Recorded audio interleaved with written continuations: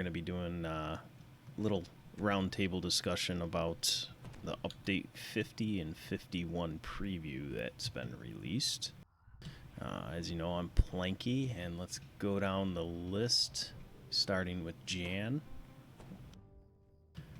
Greetings, everybody. I am Jan, Planky's second banana, and this talk was kind of my idea. So if you find this obnoxious, well, chalk it up to Jan obnoxiousness. There you go. All right, and Kaz. Yep, I am Kaz. I am here. Ready to kill. Yep. All right, Kyrr. Hi, I'm Kyrr. I'm the leader of Religiously Bumptious here on Argo, and I'm happy to be here. Thanks for inviting me. Side note, he is actually one of the top tier players. He routinely runs R10s. I should know, I have run R10s with him and Rex. Which leads me to Rex. This is Rex. I am one of the guild members of Kyrr, and obviously one of the more top tier players. Former guild member of Heroes in Light and Darkness. I still have a few guildies. True. This is true. All right, and Zask, our newest guild member. I am just a mascot. Old-time casual player. Playing with some hardcore people. No. Yeah, glad to have all you. Yeah, for sure. I don't know if Hemee is going to be joining us or not. I presume no, but I'm not too sure. But yeah, we'll get started. We'll start with update 50. I got the first preview notes up on my screen, which now everybody should be able to see the top there. So there's a couple categories. Well, first off, this is all preview, so it's all subject to change, right? Just keep that in mind. I did not test Lamannia on any of this stuff. Lamannia. I know Kaz did. Did anybody else here?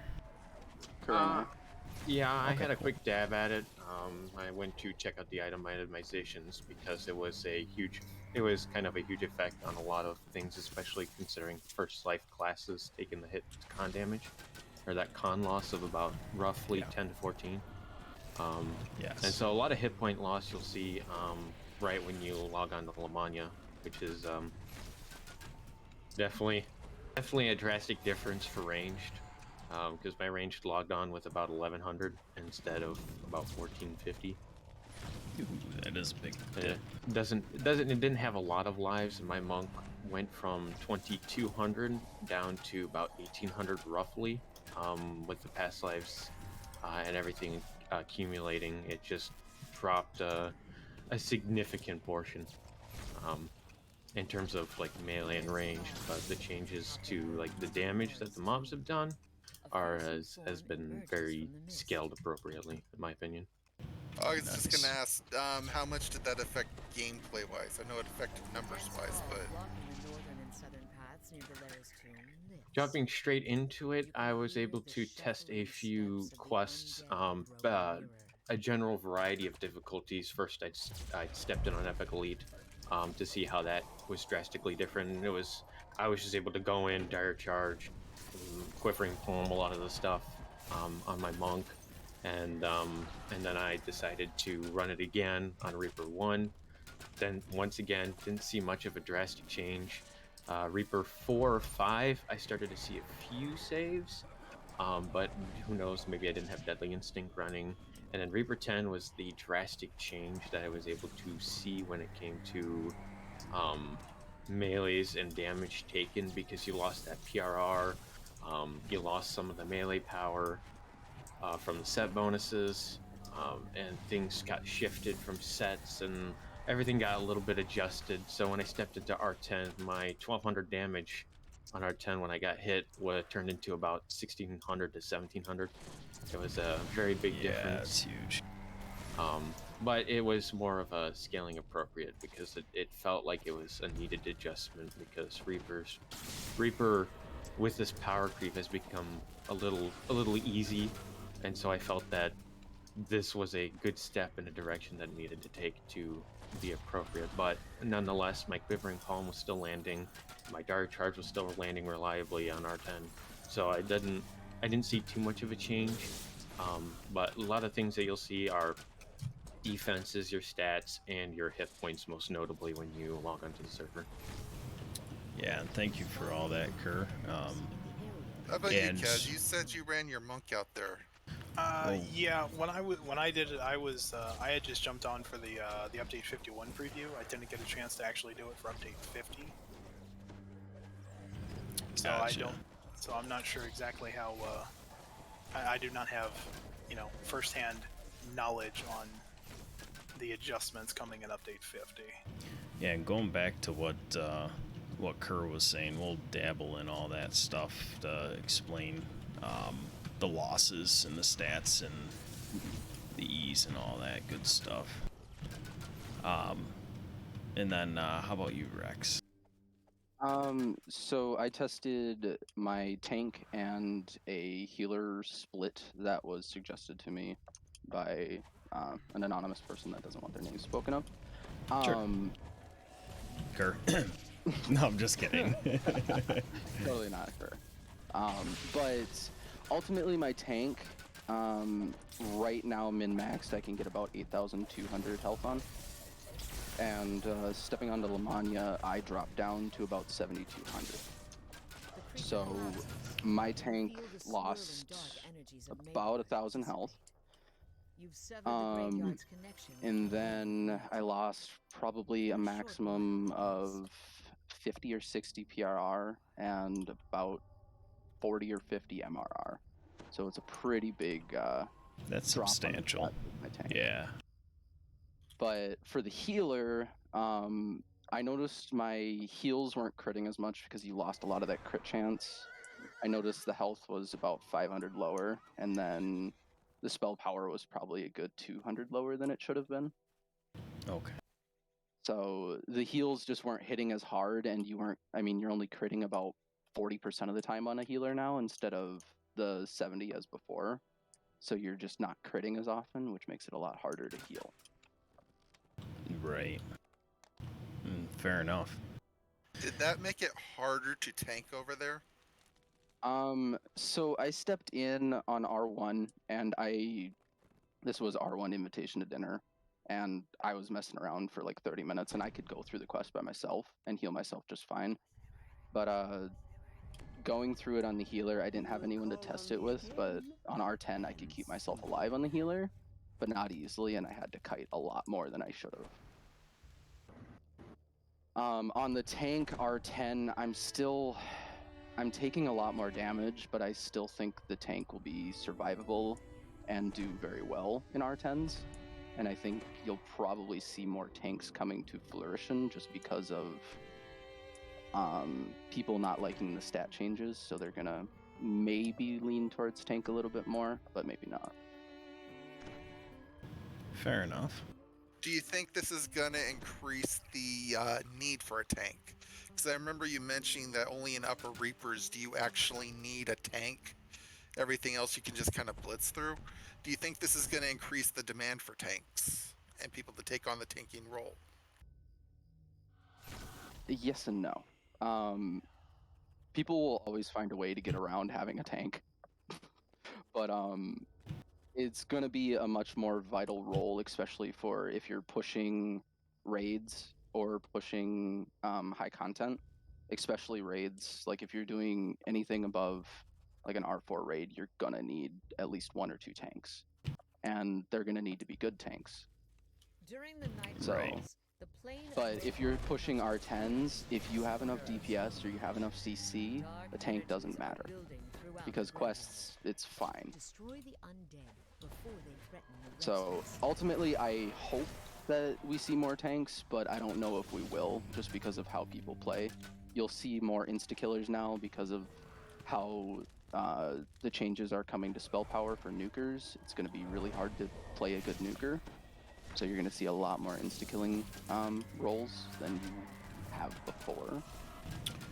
Which could be good in the retrospect of you know, they've been kind of pushed away. You only see a few good, you know, insta-killers, crowd controllers. Well, a lot of builds have crowd control, so let me reinstate that. But yeah, with that talking about running on Lamannia, let's go ahead and get to these preview notes. And first thing on there is the sinister secret of the salt marsh. So, Jan, I know you know a lot about lure. You care to explain what that's about? Are you worried about spoilers for this, Planky? Try to keep spoilers out of it if you don't mind. Okay, basic overview of it in the most like general rule is salt marsh is about a region in the prime material plane. I'm not sure what setting they're going to set it in, Forgotten Realms or, you know, Eberron. Probably Eberron, just because you don't need to be level 15 to get there. Where a demon lord is trying to take over the place and make it part of the abyss. Okay. That's the basic premise of Salt Marsh.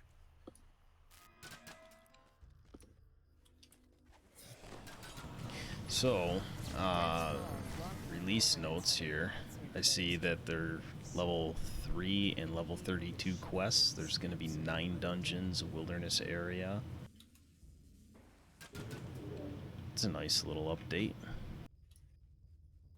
Yeah. Which I heard you are going to have to purchase it when it first gets released if you want to play it. True? Not true? Anybody know? We know that it is called a mini expansion. However, pricing information has not been publicized at this time. Fair enough. So at this point, really all we have is speculation and comparisons to when they implemented a mini expansion for Lord of the Rings Online. We can see the history of how they did that at that point. Okay. So, fair to say that it possibly could be free to play. No. Well, Expansions never have been, but... Well, you meant free to VIP, I mean. Or free to VIP, excuse me. Yes, that's what I meant. yeah, because it's a mini expansion, it will not be free to VIP. Okay. Well, I know they were talking a while back about VIPs getting a little bit more, and they're getting less, so they're giving them more. So I wasn't sure if that was going to be part of a VIP perk. There hasn't been any speculation on it yet, but it's kind of all up in the air on what the game owners and game devs do at this point. For sure. Yeah, so all speculations. Okay. Good to know, though. Alright, let's see. So that's pretty much it. Looks like there's a few known issues that they gotta work out, I see. Please, by the time this is ready, have it done, devs. You've severed the graveyard's connection with the plane. Oh, let me get my loot. For a short Yes. Yes. I'd rather them, I don't know. I'm pretty excited about it. That's all I'm gonna say. Take your time and make it good. How'd you know I was gonna say that, Jan? Because you got that phrase from me. Yeah, yeah.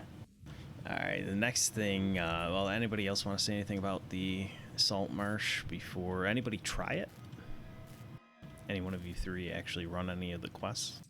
I did, but just to save the spoilers, I'm going to refrain from commenting. I was gonna say, on do you what I like see. them or do you not? I personally did not care for the quest. Okay, fair but enough. that's just from personal what I saw. Without giving too much detail, it just didn't feel right for my kind of play style. Okay. I do have what- a thought. The how the map's laid out. It just Okay, so yeah. fair enough. What's your thought, Jan? Do you think this is going to kind of squeeze out gatekeepers and part of the harbor? Because this is like a level 3 area. I'm gonna say no because we'll talk about the loot change here, the itemized adjustments in a little Well, bit. I'm talking more about like the you know how you take level 3 content to level up, to get to level 5 and stuff. I'm just wondering, is this going to kind of squeeze a bunch of the current quests out of like the rotation if you can just Well, run? I think that depends on who you are. A lot of people like playing the game for speed of XP, right? Some people like to play the game for they love that quest. Other people like the challenge, other people like ease. I mean, there's just a lot of factors in that. So to squeeze out the old content completely, no, that's not going to happen. But Well, I'm just thinking that this might make level 3 pretty like content heavy. You know how there's some quest levels that have more content than others, like level 10 you basically got Barovia Chapter 1 and Restless Isles, and that's about it. Maybe a few walk-ups out in Sands. I'm just wondering if this might make the level 3 section a bit, impacted. Most likely not, just because from level 3 they're going to be 5 on Elite, which most people run, or Reaper, whichever. And really all you have at that level is Waterworks and gatekeepers. Which at that level, most of the time those quests aren't worth enough XP to skip anything. So if anything, this is just going to give you a little extra XP and a little extra leeway so that you don't have to run a quest later on that maybe you don't like. So you're thinking this you'll be able to scratch some pieces off of your that quest can go to hell list? Yeah, so Pit. Don't think this will help with Pit. Wrong level. Well, it would give you more XP at a lower level, meaning that you wouldn't have to run more stuff at higher levels. There is 23 non-solo level 3 quests, and this life we ran Gatekeepers and we ran Waterworks. Also Red Fang the Unruled. So yes and no. I think that would be something I'll probably personally want to, especially if I get it, do it for a few lives, and then I might swap something else. Then the life after, I might kind of go back and forth between. Just because I like doing different stuff every once in a while. I do like doing the same thing, but I like to change it up every once in a while. But we'll have to find out. I don't think that's their intent either. I don't want to speak on the devs' behalf, but I think they're pushing out more content so people have more options. That's what most MMO creators are trying to do with any MMO. Right. All right. Anything else on the Salt Marsh? Hemee. Hemee's here. You want to say hello, Hemee? Hello. Yay. And you are? Hmm? I'm just putting you on the only spot. here because he's the Guildmaster's brother. Yeah. So have you... Hemee is actually a very skilled player and actually routinely runs in the High Reapers and performs well in them. Yes. So he is actually in the top tier of players. Yes. Maybe not Apex, but very much top tier. Can be. He has his days. But we all do. Mommy just killed me. Hey, I remember when this was hard. No. So basically, I just asked everybody if they tried Lamannia, however you want to say it, or however it's pronounced. And The cool kid way is there you go, kid way is Llama Land. There you go. Or Llama Land. Have you tried it with the update 50 preview or 51? No. Okay, cool. Alright. Well, we're done with the Salt Marsh for now, unless somebody else has something later on they want to say about it, without spoilers. It's on the server, is everything from update 50 on there as well? Like all the item changes, or no? Yes. Not everything on Lambda Land. Yeah, not everything was over everything. there yet. There was a few things missing. Some of the Von 3, Von 5 sets. There was some other Sands sets is not that are on there. missing. and Sans was completely missing, which didn't they say they were pushing that back to a different update? I believe They- so, yeah. They might be, because there's just so much of it. And there's other stuff that has to be done first. So there's no point in holding up the update on, an update to the Sans loot. Yeah. Not unless they plan on making it better than everything else.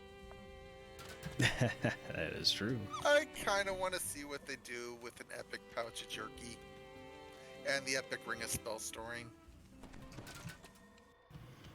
All right. That leads us to the Horizon Walker.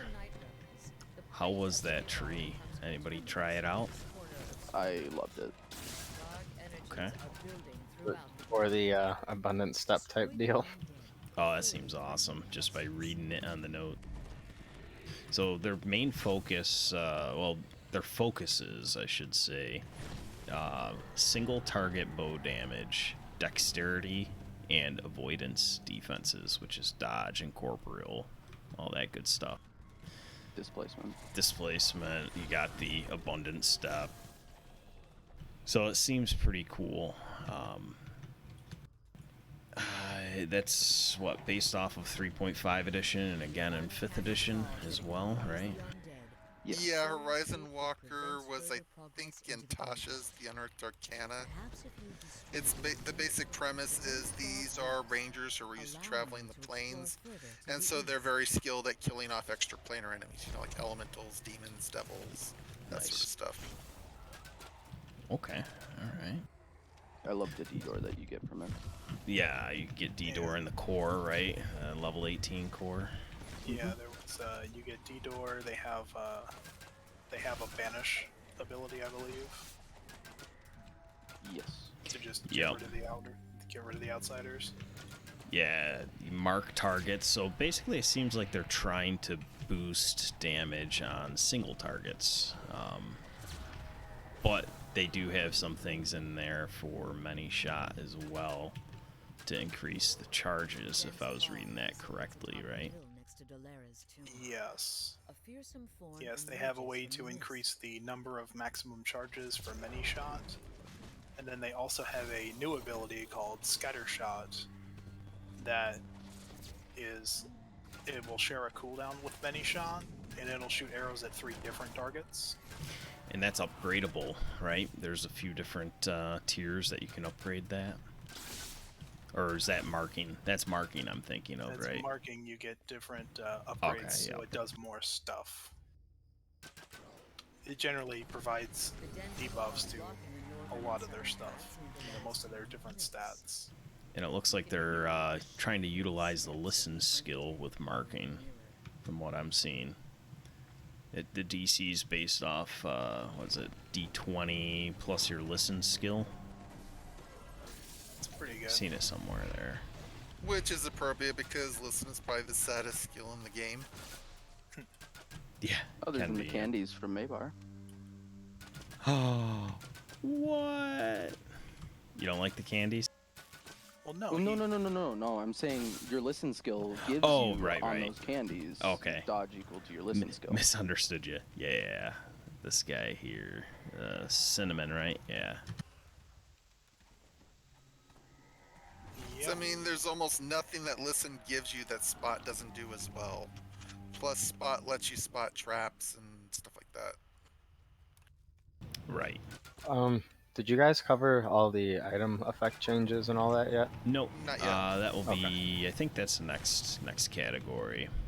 Gotcha. So we're gonna finish going through this Horizon Walker. So what is a Horizon Walker? Basically, it is a range tune by the looks of it. Short bow, long bow user. Yeah, in actual D&D, it was a ranger that would be able to teleport from one place, well, not teleport, but dimensionally shift from one place to another and attack enemies from long distances. Okay, that sounds awesome.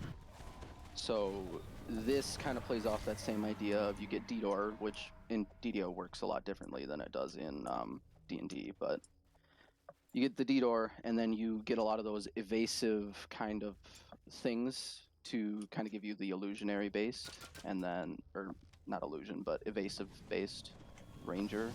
It should kind of give you ghost touch too, don't you think? You get ghost Thematic- touch from so many other things that I don't Yeah. know Well, if I'm they need just to put it I'm in just another thinking tree. thematically. And you feel the swirl Well, the nice thing is, I know you mentioned Ghost Touch, kind of goes along with it. You have, there's an ability in there that you can cast Evasion on yourself and somebody else. Anybody remember what that was Yes. called? What tier? It was in. It used to. According to the notes, it is in tier 5. We have heard from. We have heard from Steelstar, Walker's I believe it Guidance. was, that it's actually going to be moved into tier 4, and it will grant. It will grant evasion, improved evasion, and +5 reflex saves to you and the target party member. However, and have the to evasion- wear the light armor, not be encumbrance or robes, right? You got to Yes, still correct. meet all the prerequisites for it, Correct. which is awesome though. That's pretty cool. Means an ally doesn't have to take evasion. Yeah, that could save a feat if you're running with somebody, for sure. I'm thinking it's gonna be more sweet when you gotta run through traps. Everyone can take off their armor. You just give them evasion, they just run through the trap. Yeah, definitely use it situational. Use it on the artificer. The only 60 issue second with that is a cooldown. 60-second cooldown. So If you get wanted to one wait. person. Yeah, if you wanted to wait, you could. Well, yeah, I'm saying use it on the artificer so he can evade in and kill the trap. Right, good point. Yeah, to disable traps. Nice. Yeah, that seems really cool. Also, yeah, you get displacement. Is that what it is? Did you say, Yes. Rex? Yes. Yeah. You get displacement every time you use many shot or scattershot, which, as of right now, is 100% upkeep. You can keep it on forever, which is pretty great considering Wow. you don't have to cast it. Yeah. Now, Question. Yes. Do you think this new tree, being new, obviously, is Yeah. overpowered, or no? From testing it, I would say the only thing I think that's overpowered is the displacement. Really, everything else is pretty well rounded. What about the getting an abundant step-like ability with kiting, with already having displacement and all that now? Ranger. Well, that's why I was kind of saying the displacement's a little overpowered, because the Gotcha. abundant step is nice because kiting is something that can be based off a skill, not just a stat. True. So if you're bad at kiting, abundant step will help you be better at kiting, versus displacement just helps everyone. So if you're good at kiting and you have displacement, now you're looking at Yeah. a little bit overpowered. Well, maybe not overpowered, but a little too powerful in my opinion. Look out, shadows from killing time. Well, typically the way it goes, and I mean, it just might not pertain to DDO. It could be just a general MMO thing. The new hotness usually is a little bit overpowered compared to the rest. Well, yeah, why else would you get everybody to buy it then? Exactly. So, that, and also it's brand new to the game. They're trying to implement something new, so They they want want to people start to with a try higher it. power. Well, yeah, that, but they want to start with a higher power so that they can back it down, because it's a lot easier to back things down than it is to build things up. Fair enough. Though But- I'm still kind of suspicious they nerfed both Meteor Swarm and Multi-Flask to make way for this to be the hotness. It doesn't surprise me. Yes, devs, I said that if you're listening. Yeah, could be. So hopefully, like, I don't know, it's kind of weird because when I first started playing the game, there was only like 1 or 2 characters or ways that you could have an abundant step-like ability. Mhm. Same with evasion, same with D-Door. Now it's just all almost becoming, it's going to be universal, obviously. yeah. You know, it's just- Not, Well, not there to get always ahead of was ourselves. a universal way to get abundant step, Hemee. The Kenneth Boots of Propulsion had abundant steps on them. Yeah. True. And you get exalted wings, you have dragonborn wing, like all. There's a lot of. Well, what I'm um, saying is it's just that they're adding it to, it's going to be like everything, Yeah, which is and kind of cool, I guess. not to get ahead of ourselves, but if you looked at update 51 as well, it looks like they're trying to kind of quasi a lot of things and make it so that people can play multi-classed and more spread out, for lack of better words, characters that can do multiple things instead of Gotcha. just singular bass tunes. It seems like they're trying to go more towards builds, and someone else said it before me, but going more towards builds based instead of gear based. It's like displace the melee tunes, not the ranger. Right. Well, the thing about melee tunes is you get so much more health and so much, well, and maybe not so much more defenses, but you do get a lot more defenses than a ranger. So that's kind of like your ranger, you're staying far back and you kind of play far back, and then the melee, you get all those defenses and hit points to be up front. Another thought I have is giving everyone Abundance Step might be to help counter some of those really obnoxious platforming quests. Pit, Spies in the House. Abundance Step on everybody would probably help a lot with getting through some of those and make people more likely to run them. Or just make it Also- so that they fall on their face. And also it makes it easier for people who don't have a trapper to get through some trap sections. Because some traps you can just zap through if you have Abundance Step with it. Yeah, good points for sure. Also, it can make people that are not as seasoned in the game keep up with more seasoned players on any build. Shouldn't say any build, but more builds. I'm kind of surprised the DDO store doesn't sell like a bodless sprint boost. Like 2-minute cooldown, you can give yourself a sprint boost for 30 seconds. Yeah, that'd be powerful, huh? Is there anything else we want to mention about Horizon Walker? Anything that seems really neat, really cool that I skipped over? Or we skipped over? Alright, let's go on to the next. One Hemee was talking about end game itemization. Yay! One everybody's excited for, whether it's in a positive excitement or negative excitement, right guys? Well, there's a couple of us who are kind of, it's kind of column A, column B. Yeah, that's true. If I had a D&D alignment, it'd be true neutral. Well, most people in general are considered true neutral by. Nah, I'm chaotic evil all the time. Well, you're not This most is true. people then. I saw that they mentioned like the lower abilities and stuff on items, but I didn't really read it all. But did they mention anything about weapon damage? Yes. They did weapon damage itself. No, but I the don't believe they did. what is it? 2 W damage from Vorpal? From Or the Keen. W damage from Keen, thank you. That's what it was. That's So what it was. is that as an item effect or like the improved? Item. Being taken away from the item, Oh, so you just have to take the feat now is all? pretty much. Okay. Well, Keen will still give the critical range, and their current plan that we've seen is that when you Vorpal with a Keen weapon, you will bypass all of the enemy's fortification. On a natural roll of a 20. Natural Yeah, Vorpal. 20. Oh, okay. Wow. Which is good, because if you It's a can't quite 5% get your... chance to crit, no matter what. Yeah. Yeah, no So matter it's what, more- even if you have it's- 0, 4, 5 at. It's swing your Exactly. damage versus consistent damage.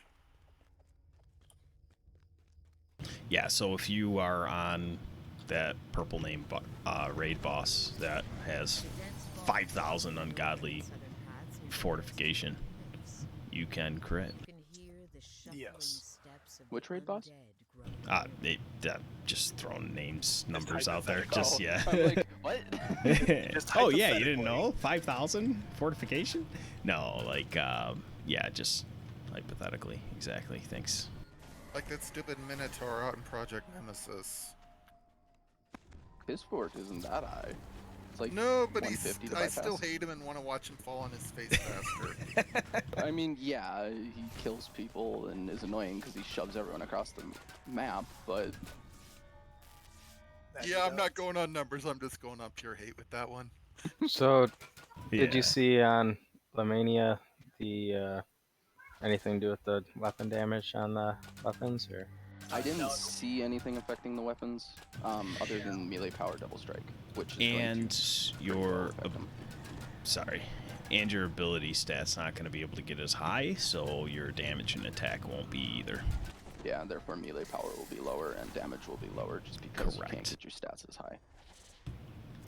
Yes. Why will melee power be lower than range power? Because melee power and range power is based off of your stats. So, like, if you have a modifier of 50, you get plus 50 damage.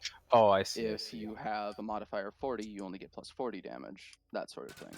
I see. So for those of you that are watching, here's the as of now table that I have up on named gear, Correct. The creature collapses. except for raid items and Yeah. artifacts. They're a little different. Yeah, they are essentially like a step above. Yeah, they're just one step higher. So they'll be like 14 on your main ability stat, right? I had a question I wanted For to an ask artifact, Rex correct. and Kyrr about this, because I thought about this the other day. With the the basic end game gear getting like a 40% drop, doesn't that mean that Reaper points, filigrees, and Mythic and Reaper bonuses on equipment is going to be a much more significant increase to your character at that point? Because the mobs are getting a base nerf across the board nerf to counterbalance that. But since Reaper, Mythic, Reaper Tree, and filigree bonuses aren't changing, doesn't that mean that people who do a lot of raiding, get all the stuff, make the goodies, aren't they going to have an even higher advantage above like people who just get the end gear? Yeah, I would think so.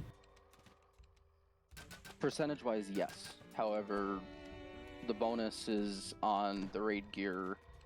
Before this update, a common item that a regular person that just joins the game can get is a plus 13. That's the highest.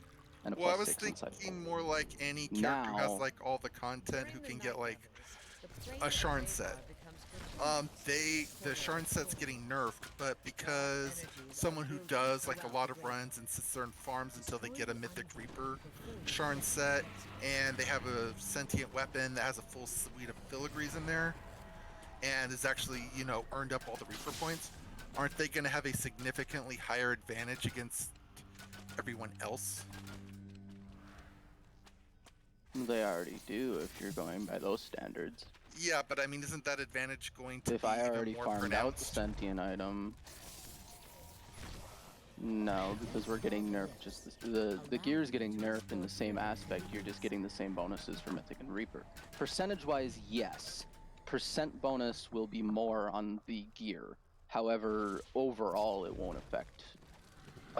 You won't notice a huge increase in the gap between newer players and older players. You'll probably actually see a lot of newer players being closer in power to the veteran players because it's easier to now get the gear and everything else, or to get good To gear. get the equivalent Yeah. stats of the gear. Yes, Man. thank you. Because you can basically go in and get something Kenneth crafted that's almost the same. Can So- crafted or go into a quest and just farm out Random. common loot, Yeah. and it'll be because I think Kyrr last week pulled a plus 13 int, plus 6 insightful, and it had 2 other bonuses on it on one item, and Oh, wow. that would be better than a lot of raid items. Probably For very this new rare. update. It's probably very rare, correct, but it would be equivalent or better than a lot of raid items in that aspect of it has 13 int and insightful 6 on it, which is your max bonus from named loot now, Right. other than artifacts, of course. They should make those raid set items better. They have to farm like 3 items for one thing. Well, they're I- already going to be, like I said, percent increase they're already getting a pretty nice % increase. Set bonuses are going to be more important because they benefit you more now than they did before. Getting 4 artifact con is pretty huge when you can only get 3 quality con on a piece. Right. What's your thought on that, Kyrr? He's sleeping. Oh, I'm not. I'm here. I'm just trying to absorb some of the information. Yep. As I just received a text, so I was kind of drawn away from that. Oh, fair enough. I'm very sorry about that. It was more of an important text I had to take care of because I've been not trying to drag off the show, but sorry. Could you just you're good. sum up what you were just talking about the itemization? I asked Rex if, because your base numbers on your in-game gear are going down, if that's going to give an even bigger proportional boost to people who have Reaper points, filigree sets, and Reaper mythic bonuses on their gear. And Rex said it's probably not going to be too more significant a bonus than it was before. That's what he said, I think. That about right, Rex? The creature collapses. Pretty much. You feel the Yeah. swirling dark energies of the I mean, yeah, I'd have to agree with Rex on this one. When you're going through the disparities between the regular gear, which is now easier to acquire, even it's not just raid gear because they're all on the same stat level, so you have so many more options now that you're able to fit in, such as, hey, you have, oh, I bought the White Plume Mountain pack because that's the only one I could buy. Hey, I got the Rose Quartz sigil, boom, that's an intelligence item. And it's got, I believe, quality con on it, or it's quality PRR, one of It's the quality two. con. But it's got, all these stats are now in line, so it's viable to be run with. So there's a lot on the same page that people are able to play with and tinker around. As for like past lives and Reaper points, yeah, sure, that's helped, but it's always helped. It's always, there's nothing not it's not something that past lives or Reaper points is not going to help with, because it's always been that lead, or it's always been that advantage. The same thing with filigrees. A lot of these endgame players are farming out constant not sentient items, but these food items. Like, so if you run Barovia on a lower difficulty, you'll pull like the Night Mother's longsword. That's instant food, and all these past lives would help you maybe get you a little bit faster, but it's trying to, I believe they're trying to even that level out a little bit by lowering the difficulty, because a lot of these players play Reaper 10, but I think lowering these difficulties will allow these players to gain this sentient XP faster by running through these quests more quickly, and being more able to achieve faster times to like farm sentient food, and other things like that. So the only thing keeping the difference between the players is definitely Reaper points and past lives and the sentient XP that top players currently have compared to newer, lower, or less players, more casual players in that sense of aspect. It's a good way to look at it, Kyrr. So I you think think from it's going to even itself out in the end?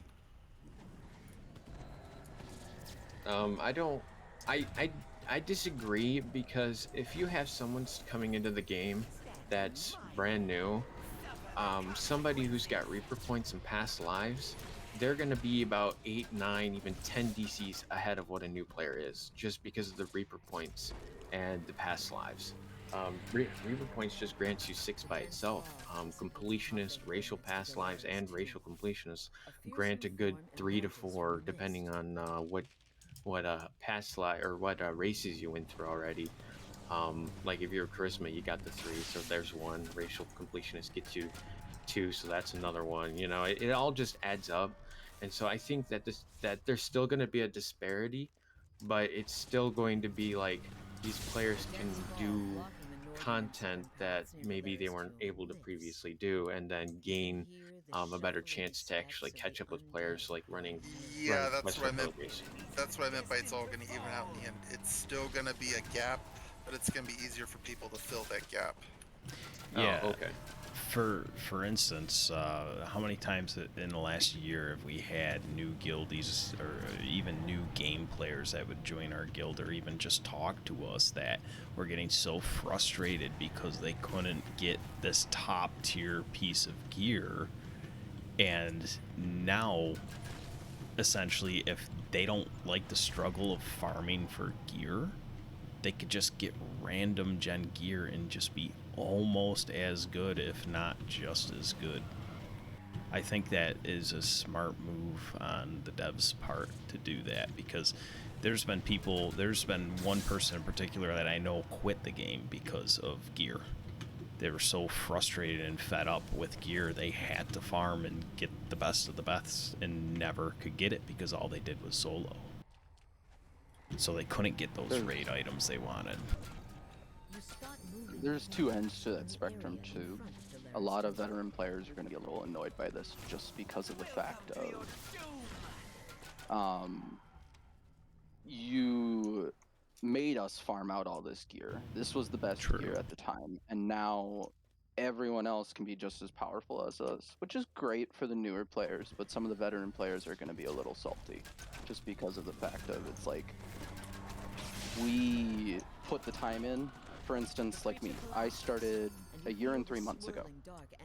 I now have 105 past lives and 107 Reaper points, or vice versa, 107 Reaper points, past lives and whatever. It's all the same. A Whatever. bunch of past lives and a bunch of Reaper points. Yeah. Yes. And I started from nothing. I literally, the first time I ran with Planky, I think 7 or 8 of my items were common items. I had nothing. Yeah. And I've worked through that point, and that's where it's like it just takes dedication. I think I have great confidence in you, Rex, that eventually, with all these changes, you're going to figure out the new way to be the most powerful being that you can be, and that other people are still going to have to work to catch up with you. Because, I mean, you got to be the best for a while, and everyone's going to catch up, but you're still going to figure out a new way to be the best after a certain point. Oh, and people always will, no matter who you are. Like, it doesn't just have to be me. Like, any veteran player is going to find another way to become powerful again, even if they strip everything from that player. So, aren't past lives and mythic Reaper bonuses, aren't those even more worthwhile now? Yes, it's going to make their percent bonus better. Because every point of spell power now matters more than it did before, kind of like when they did the belt nerf. Every point of spell power is just going to matter that much more. Right. I was thinking more to like PRR and MRR, because now it's going to be lower on the item. So like the lower your number is, the more percent you get from a little number added to it, right? For sure. I have a question. That they, with all the changes, did they make it so that mobs in this new world are going to be dealing less damage? No. Nope. They deal more damage. Well, let's say you have 0 PRR MRR to begin with. They deal less damage. The same. They deal about the same. They didn't touch the enemy's stats for damage from what I saw in the notes. There was something I thought I read earlier today on monster power. Let me get to it. I didn't see anything, but if you can find it, like there's a section about monster power, but all I see in there is DCs. Their fortification is being taken away, spell pens being taken away, and some of their defenses are being taken away. Attack bonuses. Okay. Yeah, so they say fortification bypass, 60 attack bonus, which obviously all this is subject to change. 10 spell pen. Yep, the saves. So they're getting rid of the epic resilience and the legendary tier 2 buff. And it doesn't tell you everything. They say something. Are able to do more adjustments if necessary. Yeah. But the attack bonus is like your chance to hit. So they're losing a chance to hit us, which means our AC is more important, but they're not losing any damage from what that says. Well then, after the 10 spell pen, I have it highlighted. It says, as well as a whole host of other offensive and defensive buffs. designed to make them hit harder and take more damage. Okay. Am I might be misunderstanding that, but that. So they're gonna hit harder. Well, No, no. it's saying that they're taking away those buffs Oh, so that they don't hit yes. as hard or they don't take as many hits. So maybe that's But- just loosely worded. I don't know. Yeah, from Well, what the testing on Lambda Land, I was getting hit harder than I was on live. Because of the PRR MRR loss, right? I'm assuming so, Okay. but like I'm just saying, gameplay to gameplay, if you just keep the same gear set you have and don't change anything, you're gonna get hit harder. Gotcha. Wait a minute, Rex. Question about that. I know after a certain point, more PR becomes almost useless.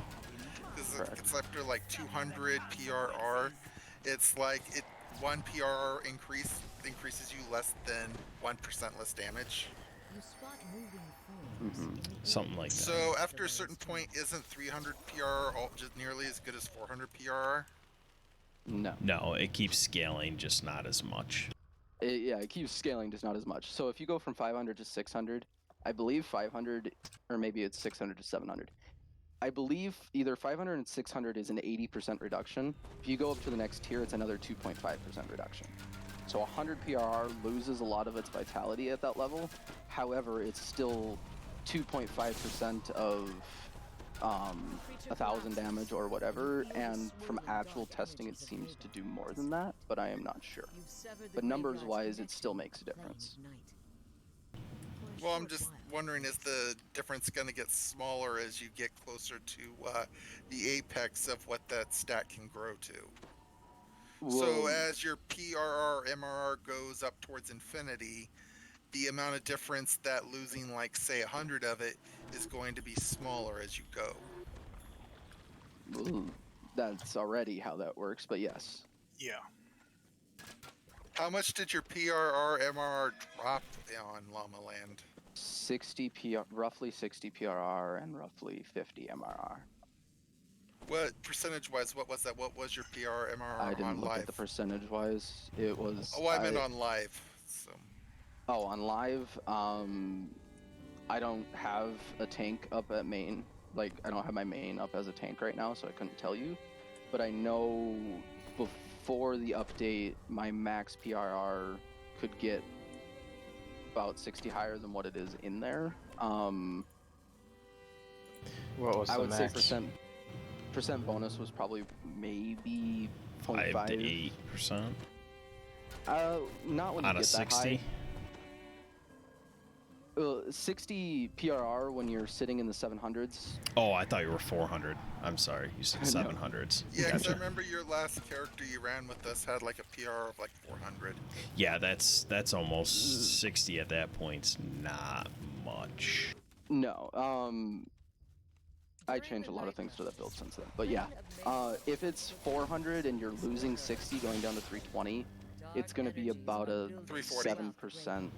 Or yeah, 340, excuse me. It's going to be about a 7% change. Now, if you're saying 700 down to 640, it's going to be about a 3% change, somewhere around there. And so everybody knows Rex is usually pretty accurate with these numbers. So I believe him. But don't take his word for it. Try it out yourself. Get that 400. So this isn't gonna like affect like the tank build too much, but like the ranged character who only has like 200 PRR is going to be taking a much more significant hit, right? It'll make much more significance on a ranger or a melee Caster toon. or something like that. Yes. Yeah. For instance, my elk build right now in Reaper, I have about 240. If I go down to 180, I go from 70% down to 64%. So it's like, it's a huge loss, losing just like 40 or 60 PRR for a caster. So I'm gonna kind of change the subject, if you guys don't mind too much. Your stream, man. But it's the same subject, but instead of PR MRR, I'm gonna talk about spells. So DCs. Now the DC single DC on items, it's saying non-raid. They're putting it at a 6 right now instead of what? You can get a 9, I believe, or is Yeah, it just 9. an 8? Non-raid. It's a 9. Okay. 9. I have the Legendary Princess Scepter, which is. Oh yes. Yep. Spell Forgot about Focus that. Mastery +7, Insightful Spellmaker's Factory. Yeah, Gatekeepers +4. has Vile Scythe that gives 9. I believe it's 9 trans and 9. So Conjure. So you're losing DCs there. You're gonna be losing Insight DCs, right? Mobs at end game, they're gonna be losing a total of, what did they say, 22, right? Yeah. But now instead of having your ability score be plus 22 on an item, it's gonna be plus 14 tops. Correct. So now you're losing another 6, 7, 8. So that would be 4 more DCs. So it seems like, I mean, and then we can go a little further and break it down a little more. But it seems like with the DC adjustment overall, it seems like it's going to be easier to succeed on mobs. Possibly. So, so far on Lambda Land, everything is about 60% of what it used to be, meaning you're taking a 40% reduction. You're losing 3 DCs on a single item, you're losing 2 DCs on an Insightful, and 1 DC on a quality. So Yeah, right there is the 7. Spell Power and the 6. Spell Focus, those are only getting a 30% cut, not a 40. 33%, but yes. Okay. But either way, because of how the numbers work, it's about the same. So you're looking at 6 from just spell focus items, and then from losing stats, you're losing 40% of each stat. So from 22 to 14 is 8. From 10 to 6 is another 4 for 12, and from 5 to 3 is another 2 for 14, which is a 7 modifier, which is another 7 DCs. So you're losing 13 DCs in total. Whereas the mobs are losing 22. Yeah. So you're gonna, technically, it's gonna feel like you have 9 more DCs that you didn't have before. Which is better also for newer players that are trying to be a DC caster. Correct. Make them more, make them succeed a lot easier, which is a good thing. Okay, what about double strike? What's the cap right now on items? Anybody recall? 100 double strike. Oh, on items. For an item, 24 on a raid item. Raid 24, non-raid 22. 23. 23. Okay.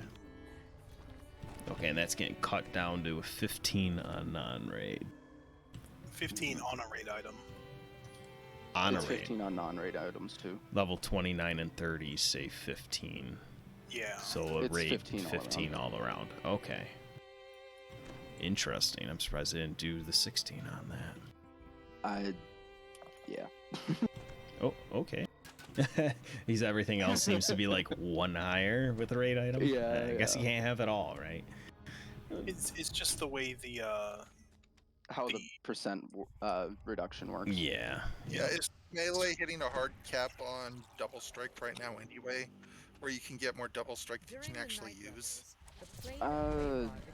Yes and no. If you want to keep your damage, no.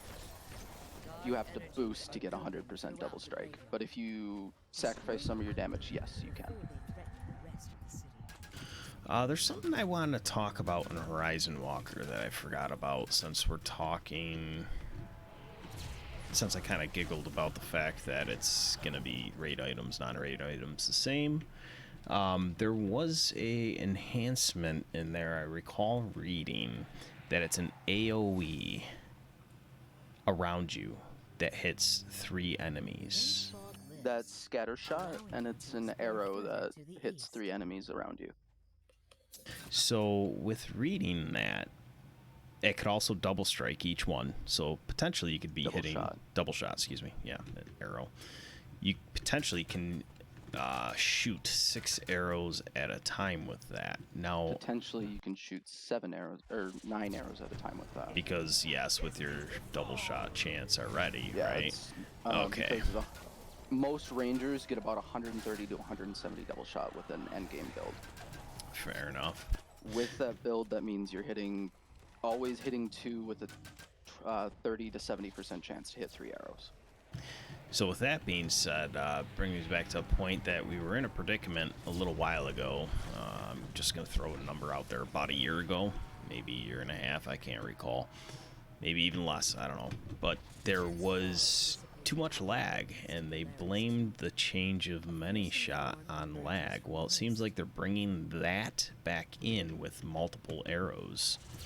Now, why do you think it is that they would do that? Anybody have any insight or guess?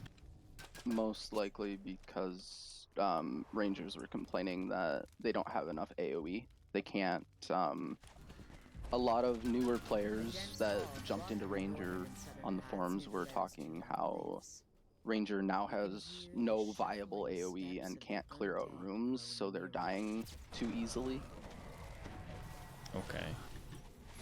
I make the postulate that they realized, oh yeah, double shot, double strike didn't actually affect the lag all that much, and oh, we better backpedal without admitting that this was one big flub.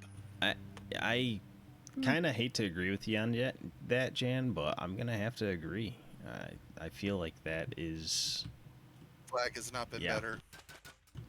Yeah. I'm going to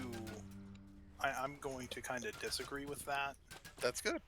Because there's not just one source of lag. For sure. Indeed. So even if they address one of them, which they did, there are still X-1 other sources of lag still contributing to the, to what we're seeing in play. Now, I know a little bit about coding, like just very little bit. Do you think that could be something that them bringing this back in, they're going to be changing the coding completely to negate that lag when they bring it in? Well, I think what they're doing is, they're always looking to find, Solutions. what essentially they can, use as a solution to the largest contributor of, lowered performance. Oh, they're doing the greedy algorithm thing. I mean, that's generally what you should do, though. That's what most MMOs do. They attack the biggest source because obviously that's the biggest problem. Okay. Yeah. Fair enough. Also, with this Scattershot sort of thing, it's going to be an activated ability that has a cooldown and everything, whereas double shot and double strike you could just constantly do, like, repeatedly. So the amount of lag that Scattershot's going to introduce is going to be much, much smaller than what general old school double shot or double strike is going to be. Right, and the thing about this is, if they're attacking for the reason of it's hitting multiple targets at once and therefore causing lag because of calculations, look at Alchemist. Right. You made me throw 4 vials instead of 1. You could have consolidated all of that damage into 1 vial and made it throw 1 time, consolidate all the burning ambition into 1 burning ambition, and made it happen 1 time, and that would reduce it by fourfold. It'd be 25% of what it is now. But that would be called single vial. Yes, but I know what you're saying. It's the idea behind it of if they're worried about one class or one thing doing one thing, they need to worry about all classes and all things doing that sort of thing. Right. Let's not forget. Because... Go ahead. No, you go ahead. No, you please. No, you go. I'm good. No, you okay. All right. But in Alchemist, for instance, if I have a group, for instance, in Knights Rebel, I'm red alerting it and letting everything sit on top of me. There is probably 40 enemies on top of me at once. Right. Now I throw a multi-vial, I'm hitting 40 enemies, all of them are throwing numbers up in the sky, and all of them are having their animation and everything all at once. So if they're worried about that, or if they're not worried about Alchemist, they shouldn't worry about Ranger. Good point. And I will say, Alchemist causes a lot of lags. Please fix it, devs. Please. Please. Can cause a lot of lags. Oh, you could just use your single vial smash or something all the time. Yeah, but if I use multi-vial, it can freeze some people up. All right. What else we want to talk about on the end of the end game item? Is this going to affect skills that you get from items? Because I know a lot of items can give you like plus 19 or plus 22 skill points. Are those getting reduced? It doesn't look some to be. Yes, they are being reduced by about. I think they're going from like 22 to 20. I think was the numbers that people were talking about. Yeah, they're also going from like 11 insightful down to 10, and then quality's going from 5 to 4 or something like that. Okay, so it's going to be a very small skill change. Yeah, it's not going to be huge because the skills weren't affected by, like the skills are where they want them to be. It's not affected by power creep as much. They're going to get narked by the stat drop. Correct. Yeah. I'm just thinking like skill-based actions like intimidate for a tank, search and spot for a trapper. Are those things going to be significantly affected by this? I'm going to be losing about 10 to 15 intimidate. I haven't done the math. I think it's 11, but I'm not entirely sure. So overall, there's certain mobs I'm not going to be able to hit with my intimidate anymore, like Questable, without chugging one of those like alchemical 20 pots from gold rolls. I'm going to have to chug them instead of before, whereas I could save them for like a risky situation or an ult that maybe needs intimidate for something. Right. Yeah, intimidate seems to be one of the harder skills to get up there if you're not charisma based. Yes. So like a tank that can't be charisma based because they have to be con based. Yeah. And wisdom as a secondary for most tanks. You're gonna struggle because my max intimidate before was about 150 without losing defenses or anything.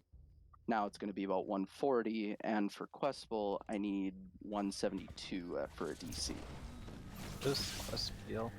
Questfeel Mistwalker is the raid boss. Oh, okay, yeah, he's the raid boss in PN. Gotcha. I knew you knew who he was talking about. Yeah, I just couldn't think of it. It's the highest DC in the game for intimidate. Oh, okay. Didn't know that one though. All right. One thing you guys didn't talk about. I mean, I keep hearing about things that I didn't even know was possible from a casual gamer perspective. But there is something for, like 700 PAR, what's that? But I mean, from my perspective, like 7,000 hit points, yeah, sure. But what I mean is that for us, that, even soloers, I think one thing that is significant is that Kenneth crafting will be more relevant. Yeah, maybe and that's for what you they're guys, trying to it do. doesn't even register, but No. I currently have level 400, highest it can get, and they stated that in their release notes that that's part of the reason, that's one of the reasons that they're doing this change. If I the guess devs want to do that, they should make Kenneth crafting less obnoxious collectibles buys. It's not that bad. yeah, that's true. That's true. Where did I see that? Kyrr knows I have endless amounts of collectibles for him. Yeah, I do too, Rex. But for newer players, since this is largely talking about newer players, they're not going to have 10 plus lives worth of collectibles grabbed. So they're going to have a lot harder time actually Kenneth crafting things. No, but their guild leader will. They want their Kenneth guild leader crafting or to be someone more will. viable for newer players. They should probably reduce the amount of collectibles that are needed to make basic shards. Oh, this is empty right now. You shouldn't have to ransack like every quest in the harbor like 4 times just to get enough parts to make a fortification shard. That's a hyperbole, but you know what I mean. There is one thing that is very useful though. That is the Kenneth Craft app. I don't know if you guys saw that on my LSD. I don't remember which server, and it has instructions about how to farm them, and that's very useful. I mean, you can do it pretty quick. Oh yeah, for sure. Yeah, there's videos and there's a whole bunch of things out there, but Wiki page. I've been collecting for a year and I have thousands of certain mats just because I hit every collectible that's not too far out of the way. Yes. Mhm. Yeah. Yeah, I there's do some. too. Yeah, I probably have like 10k of the prayer beats. It's like, stop giving me those. I All don't right. have that many because at low level I cash those in for resto pots. Or lesser resto pots. Good point. Yeah. Yeah, but the main thing is that, you know, those items now we would scale exactly, you know, the same way that they made the items, so I hope the that's good giant for hold those who gear is the can't farm. best. Giant holds the best. I hope so, as Well, it Giant once Hold- was. The only thing is Giant Hold doesn't have set bonuses and they're not implementing new sets. So Dragon scale. so you Yeah. might be able to use certain items for filler, but ultimately set bonuses from Barovia, Sharn, and Feywild are still most likely going to be the meta builds that people build around with different items and new items from different effects. This might be That's my jumping ahead a favorite. bit, but didn't you say that certain raid items from the older content are going to be getting set bonuses? Or having their set bonuses increased, Kaz? Like you yeah, said, the chronoscope set is going to get on boosted? Lamannia. Yeah, on Lamannia, we saw, people looked at the epic chronoscope gear, and they saw the updated versions of the items, which had updated set bonuses. And then also the Vault of Night items on Lamannia, the epic Vault of Night items, had set bonuses, newly added to them as well. Interesting. Okay. Because in the patch notes, they didn't talk about that, but that's cool. Yeah, that would be cool if they implemented that for sure when it goes live. Giant hold. Yeah, right. But ultimately, I still think a lot of people are going to focus around Sharn, for sure. Feywild, Oh, and stuff I just fully because agree. of how those set bonuses work. And how many of us now already have most, if not all of those? Well, I'm thinking chronoscope's probably going to be the discount Feywild you wear until you get the real Feywild. Aren't they one level apart?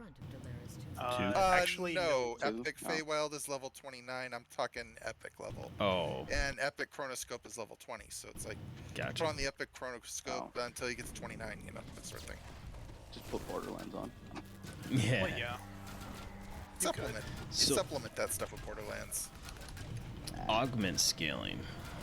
What's the deal with this? Does anybody know? I could not follow that at all for some reason. I'm not sure what are you referring to what they're talking about in the End game notes? itemization notes. Yep. Okay. Yeah, the augments that we have now that were just updated recently, I believe it was with Feywild. The current augment, gems that we have will stay the same. Yep. The values on these augments are Applied to the new roughly, system. they're from they're scaled by like the Caneth crafting formula, so they're on par. Okay. Yeah. So for example, at level 28, what is it? You get like plus 12 to a main stat with an augment. Insightful 5, plus 12, and exceptional 1. Right. And so in the new item, stat scaling, essentially, when we have plus 13 main stat at level 29, if you put a level 28 augment in that piece of gear, you will get a plus 12 to a stat you don't have, which will be almost equivalent to wearing a piece of gear with that main stat to begin with. Right. So you can now augment plus 12 and plus 5 insightful on a skill, which therefore makes it so that some of your named gear can be swapped out for other items. So you don't need to put like wisdom on a tank as gear, you can just have it as an item augmented. Yep, and you're only losing 2 wisdom, which is only 2 PRR. Okay, that makes sense. But as far as like your, let's say rubies, like your 1d4 at level 4. Those are staying the same. Oh, okay. Okay, that makes sense. And then the spell powers are actually going to be quite a bit more on par now too. So 133 devotion versus 148 on a level 30 item, so they're going to be a lot closer to the max spell powers, which makes them more viable for newer players and veteran players that are trying to boost up maybe their lesser spell power items. Right. Yeah, augments will actually be worth using. Yeah. They're worth using now, just they're going to be a lot more worth. Yeah, French case. They're worth using for some of us now. They're going to be more worth using for others later. Okay. Every life I use probably 10 augments. I fill every augment slot I can because they're worth it. Yeah, they are, I still but think they need had to a lot of rethink the pricing for elemental resist augments. It's ridiculous. You gotta go to level 20 to get a 30 resist elemental augment. By that point, Yeah. 30 resist is useless. Well, it's not useless, but it's like Well, you that's only a get drop in the 35. bucket. Yeah, but I mean, at that point, the percentages for absorption are far better, aren't they? Because things are doing like hundreds of damage instead of just like 100 damage. They're doing like 800 damage, 1,000 damage on a hit. Well, yes, percentages will always matter more than a blank stat, because if I hit for 1,000 and I have 10% reduction versus I hit for 1,000 and have 50 stat, 10 DR. like, it's gonna matter more. But that's the same as it always was, and it's just kind of how resistances work. Yeah, but it's ridiculous. I mean, you should be able to get a plus 30 resistance element by level 12, because you can cast a spell and get it from level 11. Right, They but should. as a spell, But it has an opportunity cost of spell points, and are there components for those spells? I don't recall. No, there Sometimes isn't. depends on the class. Druid. No, there's no spell components Druid. required for resist energy. That's borked if they did that for Druid, because no I other thought they class has did. that problem. I'm Maybe pretty sure not. Druid needs components for every single one of their spells. Resist energy is a spell that doesn't require components class-wide. Okay. Yep. Or Interesting. And the regardless only of two class. blue bar classes that don't get it are Bard and Alchemist. Everyone else I gets it in some get it. form. I actually get it at level 1. It's called Elemental Skin. Yeah, but it's not that runs on a different percentage. You only get like plus 15, I think, max. But it does stack with elemental resist. You're talking resist energy? Yeah, resist energy. Oh, gotcha. Yeah, I mean, I get to pop Yeah. Elemental Skin and go get potions of resistance. And they Like, stack. They stack, so I get even a bigger they stack. bonus. Yeah. Well, yeah, I'm just saying that's a very ubiquitous spell, so it's not a big opportunity loss there. No, but at the same time, what are you going to increase it to? 100 at 12? 200? 300? Well, I was Like, thinking where's your point? Well, I'm thinking after, say, 12 where you get plus 30, start adding elemental absorption to it. So, like, level 16, plus 30 to resist the element, plus 5% absorption. Plus 20, That'd be plus broken. 10% absorption. You think adding, like, plus 10 absorption would be broken? Oh, yeah. Definitely. Absorption is Oh, a yeah. high-key useful element. There's no reason to laugh here. I mean, there's simple things that can be just fixed with correcting or informing. Elemental absorption plays a high-key role into top-tier endgame content, like such as if you actually got that absorption and it multiplies on top of whatever you currently have. So like, Well, I wasn't thinking it would stack. I'm just saying that you could get it as an absorption. Like, a 10 absorption augment at level 30 isn't going to affect much.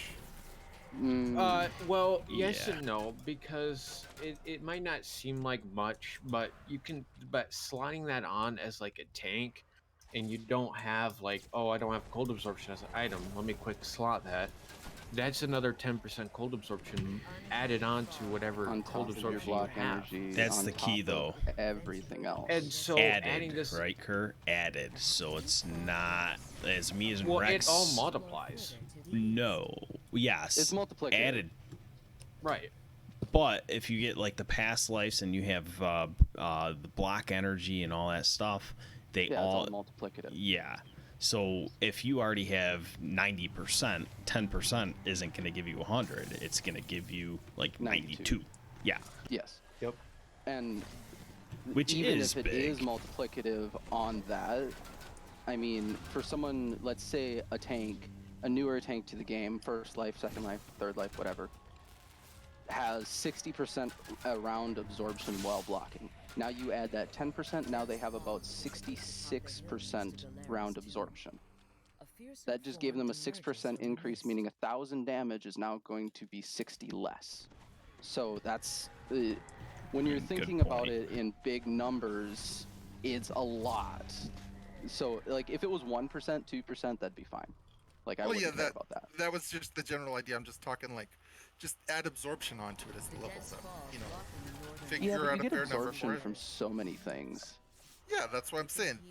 That wouldn't be it all broken. It's just, you know, cap out where the spell cost is and just add gives another on option, I think, is all you're hitting at, right, Jan? Yeah. Well, yeah, and I think it's dumb to have to go to 20 just to get the effect of a level 2 spell that maxes out at level 11. Yeah. Any words of wisdom, Hemee?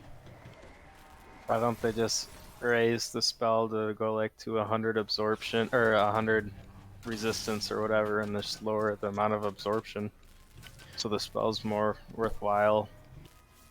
So I wasn't thinking that at all out of you, Hemee. I was thinking more of like a release of some sort when I asked you.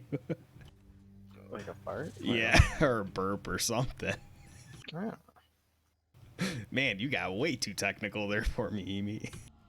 But ultimately, adding resist, tanks are going to use it, but normal classes, your resistance isn't what's going to be important, and I don't think it ever will be.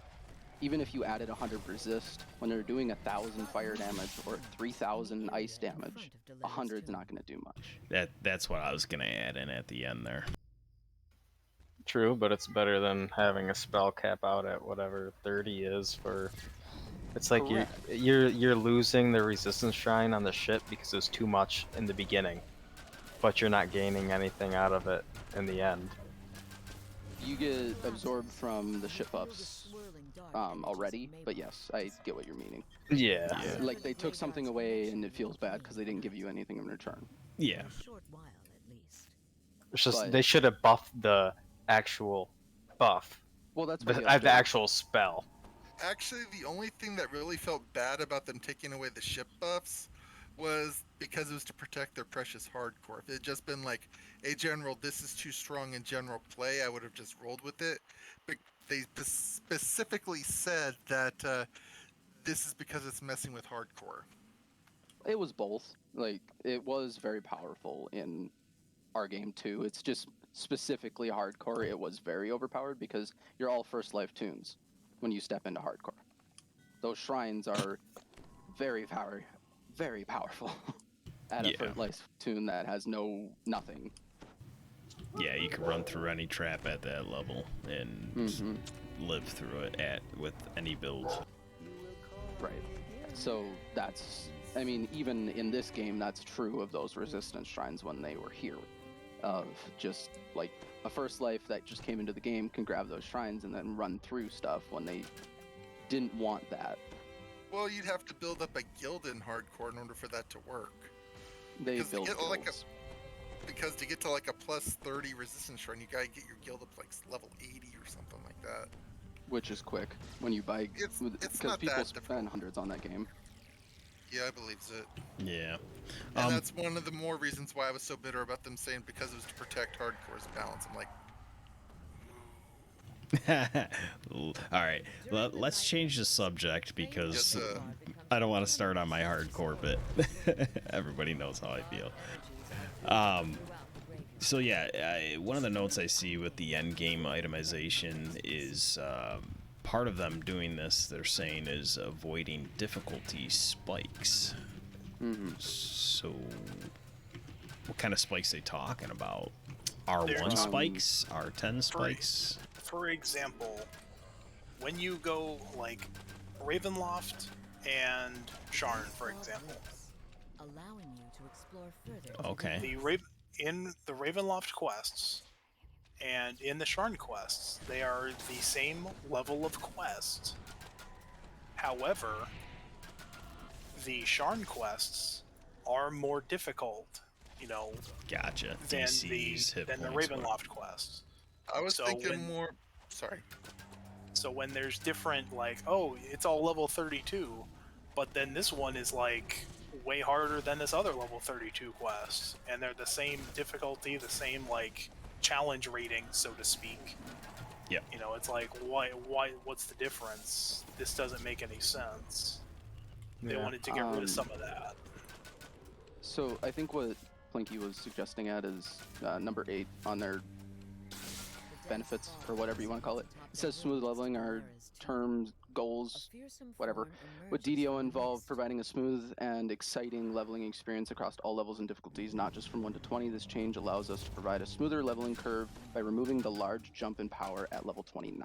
So what they're trying to do is make it so that there's smoother tiers between 20 and 30, so that it's not just this huge power. You get 5 times your power at 29. Thus taking away the epic, what is it, epic resilience and legendary whatever 2. Yep. Legendary tier 2. I was gonna list another difficulty spike point is Evening Star. Evening Star and Sharn. When did that get so difficult? Well, Evening Star is difficult just because the CR of those mobs is at like 85, where even Sharn's CR of their mobs is only like 65. So if you're trying to do melee or ranged, critting them is a lot harder in Evening Star. Yeah, because those were built with an older like scaling system. Yeah, and when the scaling was changed, they never changed those older mobs to go back to like where their difficulty should stand. You hear that, devs? Get on that. Those areas suck to run. But ultimately, with them removing the epic resilience and removing some of the DCs and everything, Evening Star is going to become a lot easier for spellcasters. Removing the fortification and everything else from those mobs too will help with some of the melee and everything else. They will still kill you in 1 hit. No, they won't. Hopefully not. Well, depends on who you are. That was because they changed the way that certain clerical and divine spells worked. And the priestesses were nuking you down with Firestorm. Yeah. Firestorm suddenly does big damage, and they get to spam it. Well, not spam it, but they get to use it. It's still doing big damage. They didn't change that fact. So, good point that I see here in the endgame itemization is the number 9, the future-proof design. Yes. So, yeah, that's the key, because they got to be thinking about the future of the game. I feel like it's in a great spot right now, but there is always room for improvements, changes to bring new people in, old people back to the game to keep it going. And I feel they're doing an excellent job on it, even though a lot of the changes, most of us don't like or do. But I think it's heading in the right place. Thoughts on that? I'm a little cynical about this, Planky. They're talking about smooth leveling. You're so fast. Right up until they get another big expansion to sell, then that gear is probably going to be broken too, so everybody buys it. Say that one more time, Jan. Okay, every time they do an expansion, Barovia, Sharn, Feywild, the gear in there is always the best, right? It is just the best gear to get. I remember when Barovia was the hotness, you said you just wear your Barovian gear to 30 or 29, then you put on the epic Barovian gear and you're golden. Then Sharn comes in and it's like you wear your Barovian gear till you get your Sharn gear, you wear your Sharn gear till 29, you put on your epic Sharn gear, you're good. Every time they do that, they make that gear the best. The best. You have to have this expansion. You want the best gear. Isn't that the point of an MNO? Well, my point is they talk about how they're going to balance and future-proof it, but I'm pretty sure as soon as like the next big expansion that they got to push to make money comes out, they're going to kind of chuck that out the window, and the gear from the newest expansion is going to be stupidly broken once again. Maybe not as profoundly as Barovia was when it first came out, or Sharn is now, but it's still going to be stupidly broken in some manner. So, not to give any spoilers, and I'm sorry to Planky if this does spoil any of his fun, but looking at the gear, No, I'm not saying anything Okay. specific. Yeah. No. But looking at the gear on Lambda Land, granted it's a preview and it's subject to change. Yeah. However, it's a 5-set bonus instead of 3 from Sharn and Barovia, whatever. And Feywild is 7, but you can do different tiers of that. This is a 5 minimum, like you have to have all 5.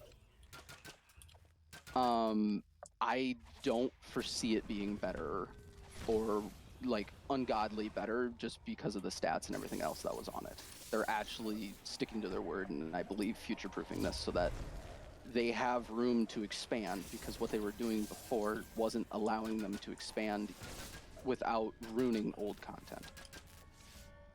Fair enough. I'm going to put a pause on this conversation to talk to Kyrr. Kyrr, you're going to be the star for a minute. Alrighty. Anything we have or have not talked about? Like, I know you got to get going soon, so that's why I'm kind of putting you on the spot. Anything you have to talk about before you head out, or want to talk about with the changes that we did or did not hit on, that you just haven't had a chance to say anything? Well, I'd like to first input that this has been a fantastic conversation to both listen to and chime in on, because it's been a wonderful experience to hear different sides and different opinions to, for sure, to the update and the possible update. And unfortunately, it sounds like we didn't get to the update 51, or I'm not going to be able to. I should be able to listen in if you guys get there, but I didn't get to add 2 sentences. I don't want to jump to that, because you're still on that U50 subject. I don't want to jump there and then you guys jump back or anything. But anything about specifics for U50 changes, not so much. I'm looking forward to these changes personally, because it'll be more. Personally, I enjoyed these changes to update 50 in particular. Update 51 is going to be the bigger update that I'm going to be a little bit less happy about. But once again, the Epic Destinies are all still in a lot of progress, but there's still a lot of changes to be made in the future with those Destinies, because there's you go on to the feedback forum page, and there's some positive changes about update 50, and then there's some positive changes about update 51, and then there's just a whole list of things that people don't necessarily like about the changes that are upcoming. And you generally see a more variety of dislikes, and some people complaining about this power loss or this power decrease, whereas I'm naturally okay with it, and I think that everybody should be, because it's putting it on a general scale where, I don't have to run epic hard content, or I don't have to do dailies, or I'm not forced into doing the same thing over and over again until until I get my gear, because you're getting 28, and it's like, what can I do at 28? I can't do Epic Elite Orchard because I'm not able to do it. I don't have that. Well, 29 you can, but like 28, I think I said 28 to begin with. Whatever. Yeah. But you at level 28, there's not a lot to offer besides running maybe epic hard dailies because they're fast, or maybe you're catching up on a little bit of Slayers that you lost. This is going to bring that power back in, that you should be able to actually be able to do some of the content at like an epic elite or Reaper 1 difficulty, just to be able to get some of the XP that you might need to level up past deferred levels and into future content, which is the legendary levels that have been I wouldn't necessarily leaked, but what the developers have said was that there's future levels coming. So yes, it's gonna be able to bring in that future where it's good, where we can start leveling at level 28, and I don't have a problem. It's when I like try to jump in at level 29 on the R10s. That's a big difference. But I do like this leveling change, mainly for leveling, and I feel it will be a general feel, because I know that there's not single people that play one class. There's a bunch of people who play like multiple characters or different classes. And so being able to run this kind of stuff with like low life tunes and still be able to be at a good pace compared to everybody else is going to be very nice, in particular, because like my Ranger gets all of its power at 29, but now at 28, or about 28, the gear from like 28 level 27 would feel a little bit on par with what's going on with 29 30, so I can actually feel like I'm doing something now and able to level at certain quest levels that I wasn't able to do before, and get better XP bonuses for it. So I'm generally happy for this change, and I hope that everybody or majority of people can see that this is brighter. It might be like the few bottom percentages of people that might have a little bit of some issues with it because, you know, oh hey, it's my power, why are you taking it away from me? You introduced this in the first place. Same thing goes for a lot of the arguments like Ravenloft spell belts. You brought this into the game, why'd you remove them? And so it's just, it goes into that same, I don't know what good word for it is, but it goes into that same cycle of arguments of, well, you brought this into the game, why did you take it out? Yeah. But this one is, I feel, is the reasonable. I feel like this is actually reasonable for what they did. You know, I don't want to get too far into the belts, but I definitely don't agree with what happened there. But you know, it is what it is. It happened, and probably was for the better, especially for nukers. But in long term, hey, yeah. But in this update, I definitely do feel like that bringing this in line is an appropriate and a good step toward the game and community health. Well, that's good to hear. To kind of play off of what Kyrr was saying, just a little tidbit. With the belts, it was really unfair to casters because they stripped it from casters, but they stripped no power from any other class. Yeah, I know. They said they wanted to remove best in slot, and then there's the crown of butterflies. That melee is a must-have.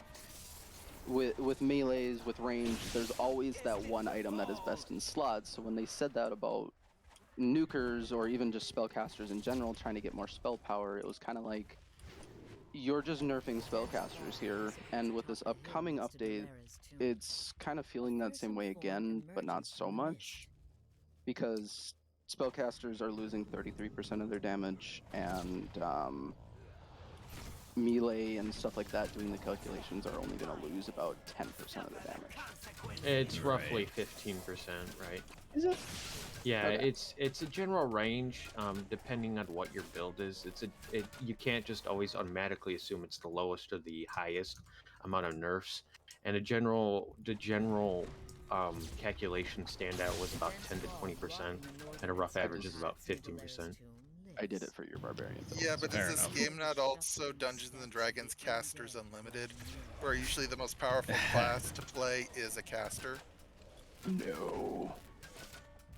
I've seen a lot, and I mean a lot, of very good melee and range players. Even before that belt nerf, Kyrr could beat me on his barbarian for kills. Like, straight up. Not sure, I don't mean to interrupt here. I'm not sure if any of you played with a player that goes by the name of Venatori. He's an extremely flawless player. That man can, and it doesn't matter what class he's on, I guarantee you I'll beat you in kills. Other than a tank.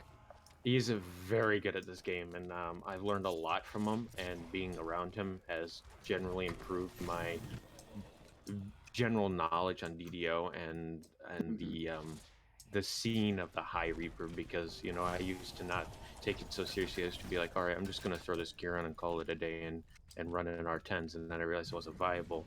And then he showed me some tricks and some. So I have him to blame for you. No, I'm just kidding. Some helpful pointers to help increase my build, and so that's why my cleric was ever so much of a beast that I love. And then this monk that I'm currently playing is a runoff of his, and I gotta say that his monk it's a flawless touch. I enjoy it, and it's a beast in R10s. That's awesome. Like I said, I know you gotta go here any minute, Kyrr, but is this something, do we want to pick up maybe next week and touch on update 51? Because that's a pretty big and heavy release. So, I feel like, yeah, well, I was going to say Thursday's a good point, because next week is supposedly Llama Land, according to Steelstar and Linabelle on the DDO Discord. And so being able to go through that Lamannia patches that they've made, it doesn't tie into Epic Destinies, but that's U50. But I would like to take a quick cover back to to check those changes if that happens, because it would be good to reflect on some of those things that changed from the last time that this was discussed. Because there could be more sets added, there could be some other things changed in the item and the game itemization that should be looked at and updated for further knowledge to the chat and the stream and the general discussion table. But in the future updates, if that does happen, yeah, definitely next week I would love to touch on update 51. But since it was just a it was a quick smack through that only we got to look at like 7 epic destinies. There's a few things to talk about, but there's not a lot, because there are things in there that have been changed or touched, like embodiment of law, that ability in Divine Crusader that's already been touched. Once removed it, or supposedly has removed it. And so there's things that have already been removed or changed, or she said, or he are going to be moved or changed.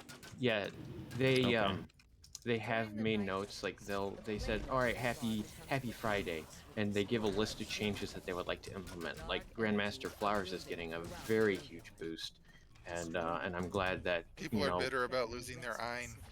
That quarterstaffs are getting the love that they deserve in Grandmaster, because they previously just didn't get it. They got Let's a lot hope of the items match the love they need, because it's very hard to find a named quarterstaff that isn't a caster stick. Yeah, there's a few. Moonwillow. Yeah. That and Staff of Shadows. Moonwillow's a short Staff of Shadows is a... Moonbeam. Moonbeam, sorry, Moonbeam. Yeah. Sorry.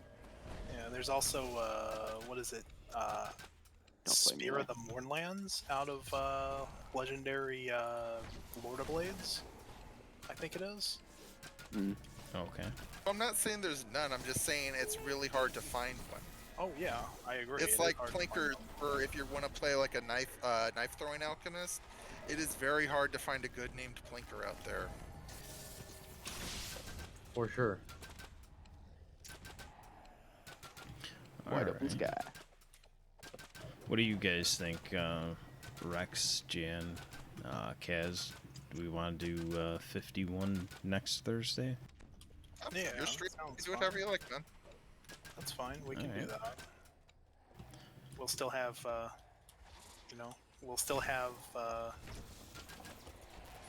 Night Rebels going, so we can, run the quests. Yeah. Actually run the quests, yeah. Do you think you might be able to make it, Rex? I should be able to, but my schedule's always up in the air, so. True, yeah. I know how that feels.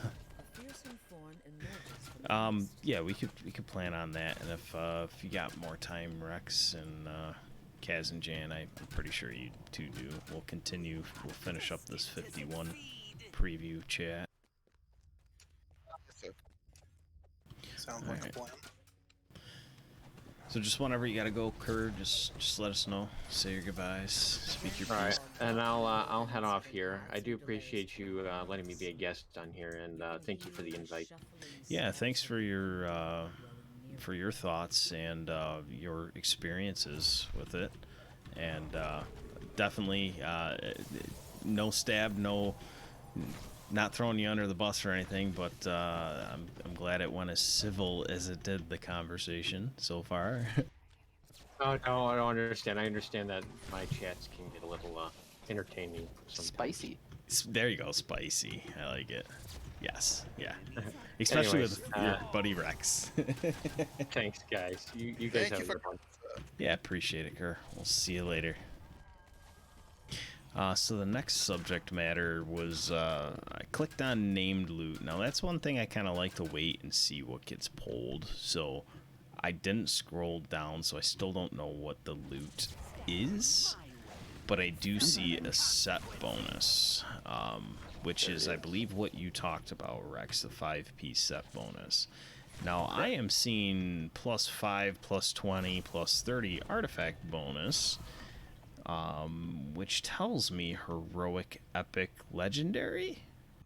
That is correct. Yeah, it plays in the new change they're making to the old epic gear as well. Yes, it's awesome. Essentially, there's legendary. Yeah, you get the heroic version. It drops at level 3 in all of the versions of, Salt Marsh. And then you will, in the legendary version, you will also earn some tokens that you will then take into the Altar of Epic Rituals. Put the level 3 item in, put the tokens in, and you get a level 20 version. And then you get more tokens, put the level 20 version in, and then I think there's another ingredient or two, and then you make the legendary version from the epic. Okay. Alright. Sounds interesting. The only thing I really have to say about that is those quests, in order where you get the tokens for it, are level 30. So to get a level 20 version, you have to run a level 30 quest. So that means it's not going to do you much good that first life you get it. That's either for next life or you pass it to an alt. So the quests aren't heroic, epic, legendary. No, there's heroic and legendary. The quests are heroic and legendary at levels 3 and 32. See, I was gonna say this leaves the door open to have like a legendary Lords of Dust. That's what I was getting excited for.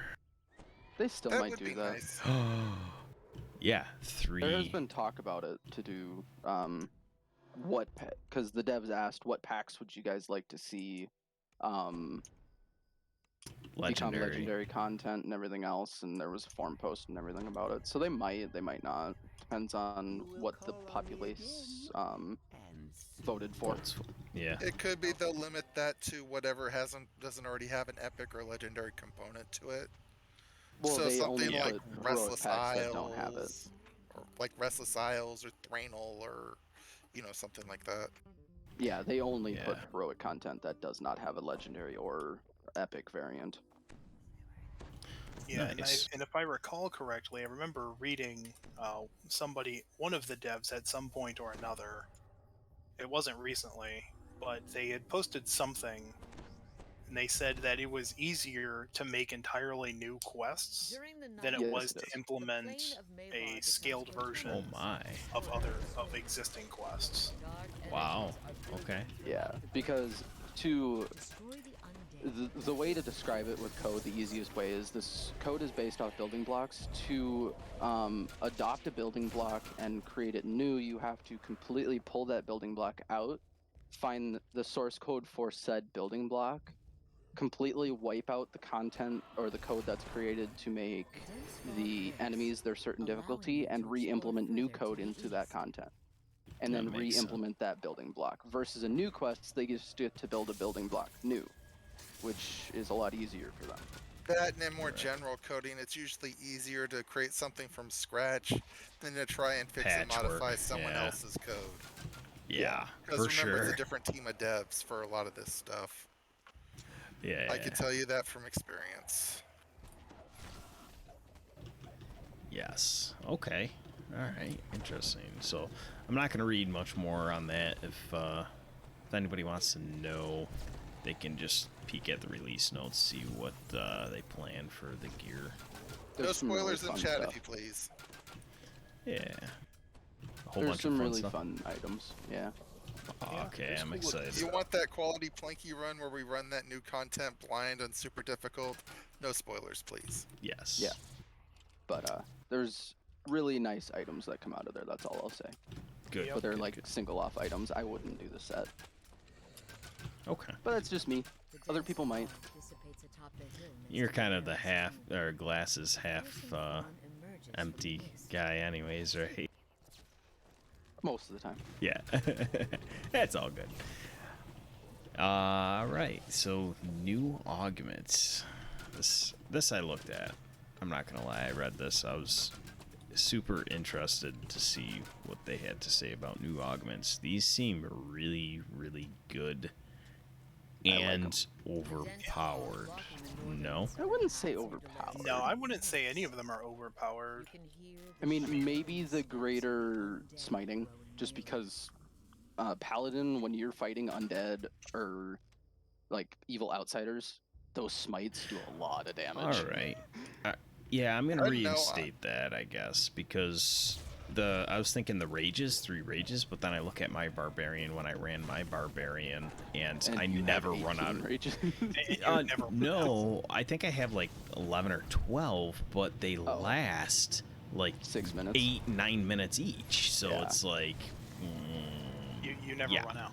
Right. I for one am happy with the Dragon Mark augments because Dragon Marks need some love. I'm sorry, but a lot of the Dragon Marks need love. The only Dragon Mark I really ever use anymore is the House Orion Dragon Mark for the D-Door. So the thing I will say about rages is at endgame you can put together a offhand weapon that you can swap or a main hand weapon that you can swap for sentient. I meant main hand. Okay. And you can go blood tribute. I think it's blood tribute. No, blood feast. Sorry. It's a set that when you have all 5 active filigree in it, you get 1,000 temporary health every time you rage. Okay, yeah. So with a barbarian at endgame, a lot of times when I was running R10s, what I would do is I would swap to that. I would dismiss, swap, and re-rage, and then swap back to my main weapon. And that would give me 1,000 temporary every fight I walked into. So 3 more charges. Like shining through, but even 3 more charges would give me an extra 1,000, or another 3 charges of 1,000 hit points. Yeah. They don't stack, sadly, but right. Yeah. Okay. Interesting. But that rage does stack with affirmation, which is really nice. And blood tribute. So you can get like 2,400 temporary hit points on a barbarian. Just from affirmation, blood feast, and blood tribute. Yeah, Smite Evil, that one definitely for sure seems like that's pretty strong. That's a very strong augment. Yeah. I mean, that's worth 3 action points in the Paladin tree and 3 action points in the Unyielding tree. So that's worth like a decent amount of action points in the existing trees that we have. So that's going to be pretty Well, to decent. be fair, those extra smites are tier 1 abilities in the tree. Well, here's the question. Are those going to stack? I assume so, because... But like the other bonuses, the luck bonus isn't going to stack. If it's like any other luck bonus. But I'm guessing it's stacking just because it'd be really weird for it not to stack with an enhancement. Yeah. But because it'd be an equipment bonus and an enhancement bonus. Gotcha. Yeah, that's true. They would stack. Okay. Yeah, that makes sense. I would assume so. If they make it non-stacking, I mean, that would suck. Okay, fair play, but I'm going to assume that similar to other augments, you know, that they are the same type the same type of bonus you would commonly find like on a piece of gear. Right. Like you can still get spell pen in your Epic Destiny tree, but you can also get a spell pen augment that stacks with the spell pen you get from your tree and the spell pen you take from your feats. No, that makes sense. I just wasn't thinking straight. All good. Right. So, for example, like there's I think it's the bracers from one of the Feywild quests, like the Summer Court fan braces or something. That's got like a bunch of charisma. Yeah. I assume that the augment would not stack with those pair of bracers, but if you did not otherwise have smites on your gear, the augment would provide that for you. For sure. Gotcha. Which therefore makes for more gear puzzling, because now you can give up that piece on a paladin and use a different piece and then slot in the augment. Yay for puzzles. I think the Clearwater augment's kind of lame though. Clearwater. Which one's that? 1 HP regen every minute. Oh yes. Yeah, because that's negated. Maybe 1 every second. So you're like you're swinging a vampiric weapon or something, but it's that not is lame. It's not actually 1. It heals for a lot more than that. Well, heal amp has an effect in it, I'm sure, right? Heal amp, your positive spell power, because it's coming from you. Okay. You know, those things will affect but it. It's reduced on Reaper for sure. Yeah, and then it's reduction. reduced on Reaper. But also look at it, min level 4. 4, right? Not 28. Yeah, but that's still lame. I mean, you can get that troll regeneration cloak that does something similar out of Red Willow's Ruins. Yeah. But it's still like. Yeah, change it to every 15 seconds. Or like once every second, like if you're using a vampiric weapon. Well, the thing is it's going to stack with the healing stance you get from your Epic Destiny, which can also stack with other things. So, I mean, Monk. at low levels, Monk with the healing and everything else, You'd be they'll be healing 100% health all the time. Right. So they have to think of worst case scenario and best case scenario. True. And that's where I think the 1 HP every 60 seconds is pretty fair. Because maybe make it 30, or 45, but it's decently fair, and it might save you in a gut situation where you're at an end fight and you're at 20 HP, and now all of a sudden you need a heal. Did you check that out on Lamaland, Rex? The healing augment? Yeah. It healed at level 4. It's only going to heal for like 20 or something. Oh, that much? Wow. Okay. Well, I was just gonna say, if I don't know, we'll just have to wait and see how it actually plays out. But on paper, that looks pretty lame. Yeah, on paper in a vacuum, it does look underwhelming. Yeah, for sure. Yeah, just the 1 minute, even like in the Epic Destinies now, the fast healing, past life feat or whatever. Like, if I get hit, I'm the type of guy I gotta always try to have full health. So if I get hit, I'm just gonna be healing myself. So for me, that augment for 1 minute is very lame. So I would have to agree with Jan. But if it heals that much too, like you're saying, you could put it on a piece of gear and in between fights swap, right? It will probably be worthless in Reapers though.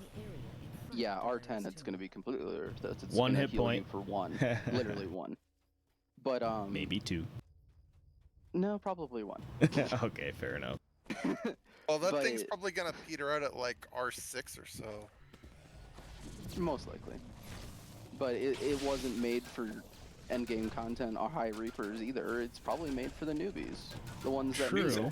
Yeah, very true.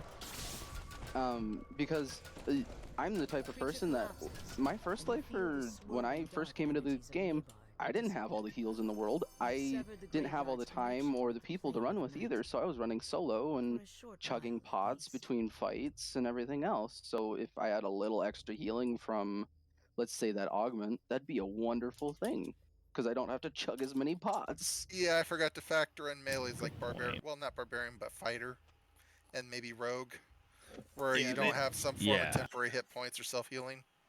Yeah. All right, yeah, you make a lot of valid points. I'm gonna sell a repair real quick, guys. Okay. And we're probably getting near the end here because I don't know. Do you guys want to say anything else about augments? Because I think we just got one more section left. No, I think the only thing about augments I would like to point out is, at the moment we already have a good luck +1 augment. Yes. It is minimum level 12. Right, but they're specifically putting a +1 augment in this list at minimum level 4. We already have one. It's minimum level 12. Right. Yeah. Maybe they're reducing the minimum level of the +1 to 4. That's the most likely scenario, but I would not be surprised if they ended up not realizing that and then went, oh, now we have 2 different minimum level good luck +1 augments. There's a bunch of things in this game like that, though. You hear that, devs? Double check that. Yeah, there's posts about it in the thread already, so it's a thing. They are People aware. have pointed it out. Yes. Yeah, that is. I didn't notice that. Yeah, it's minimum level 12 now, right? All right, where you at, Planky? I'm coming to House J from the ship. Okay then. All right. Thank you, Kaz. How many keys have I made? A lot. Holy. Next section is Scrolls, Seal, and Shard loot revamp. This one's kind of interesting. Kaz, I know you got a lot to say about it. You're excited about this, if I'm not mistaken. Well, I'm excited about it because, I mean, just for the sheer fact of, hey, all this older stuff, you know, this is going to be 7 old adventure packs worth of new gear, you know, of gear that is newly usable at level 30. Like, it's going to greatly expand the number of options you have for level 30 gear, and even just level 20, even level 20 gear, you know, because all of the epic, you know, gear is going to be updated to the new, you know, essentially the new scaling standards. So things are going to be, you know, things are going to be stronger. I have a feeling that there's going to become a point where there's so much gear that even the veteran players are going to have a difficulty keeping track of all of it. I have 48 tunes with spreadsheets, and they're all almost full. I have a very similar thing, but I'm more so talking like just on mentally one keeping track person. of. Well, not even mentally keeping track, but on one person, I can only hold so much loot before TRing becomes impossible because I have to throw half of it away. Yeah, that's why I'm very generous when it comes to giving stuff away. But that's where there might have to be more implementation of either bigger bank space, or they need to revamp the TR system or something to make it a little bit easier.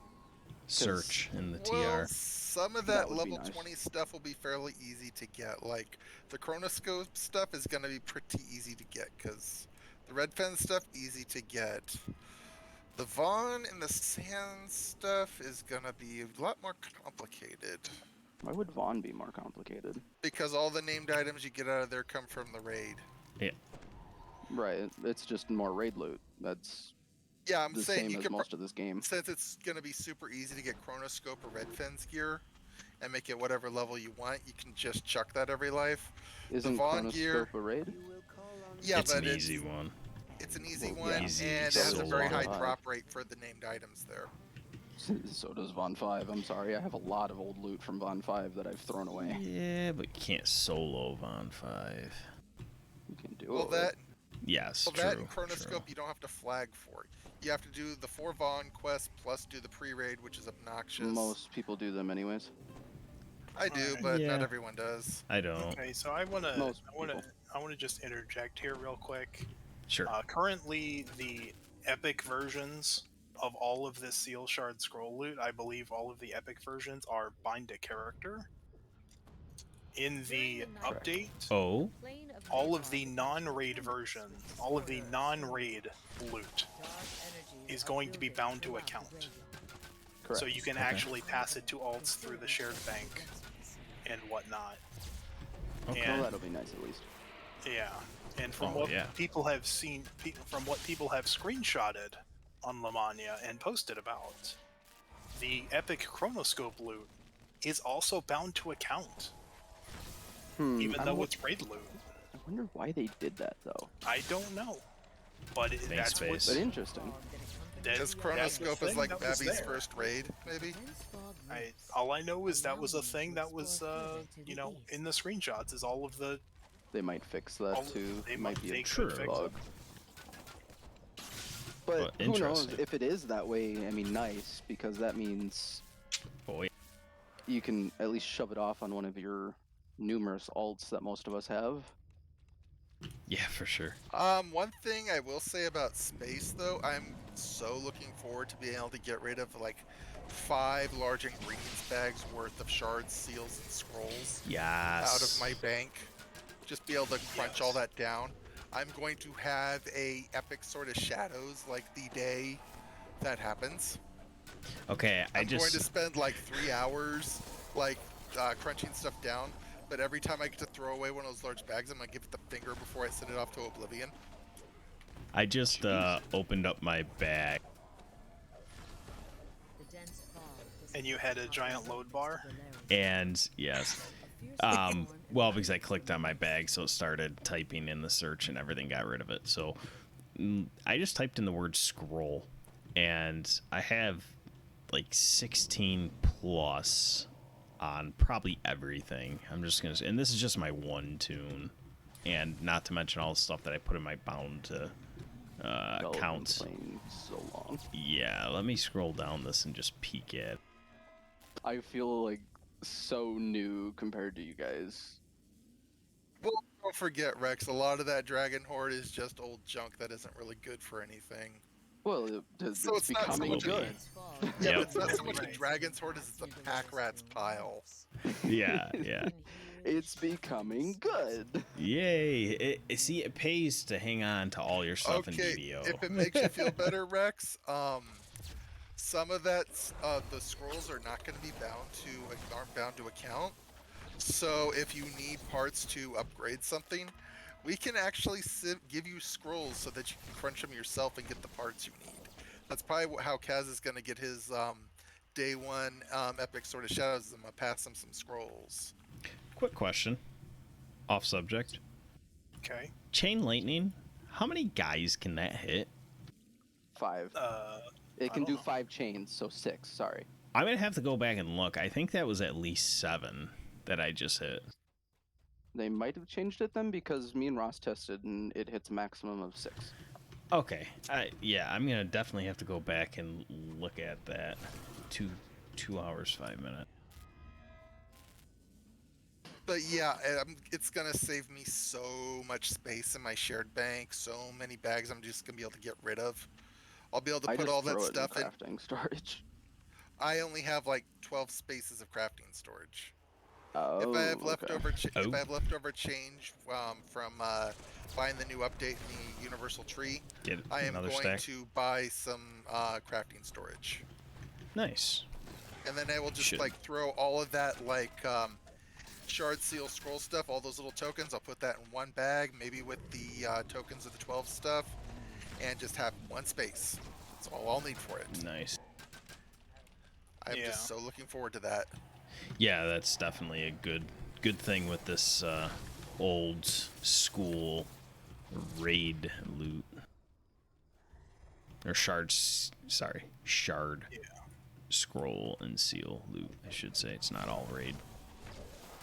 Right. Yeah, because instead of, 3 different pieces of item, 3 different items for every one base item that was in the adventure pack, it is going to be a single type of item for the entire adventure pack. Mm-hmm. Yeah. Though you can't get scrolls just from killing random mobs anymore, so I don't think they're going to be giving you some of those token pieces just for killing random mobs. No, but from what they've stated in the post, 2 to 3 runs. 2 to 3 runs of a quest to upgrade any one item. And then also what people have seen, in practice on the server, on the test server, it was very generous with those things. My chest is finally empty. Yeah, mine too. We ransacked so much, there's nothing. So, Star Fragments. It's an uncommon drop from Legendary Salt Marsh. Correct. Now, that's not going to come from anything else at the moment. But the way I'm understanding this is that in the future you might be able to get it from other packs that they release. You will be able to get it from some other avenue. Correct. Okay, or avenue, yeah, like the list of Threads of Fate, right? It's sort of like the schism shards that you can only get from killing time that affects the loot you get from White Plume Mountain. Gotcha. Is kind of what I kind of saw it as. Well, they directly compared it to the empty soul vessels from the Feywild content. That was their direct comparison. Yes. Fair enough. Okay.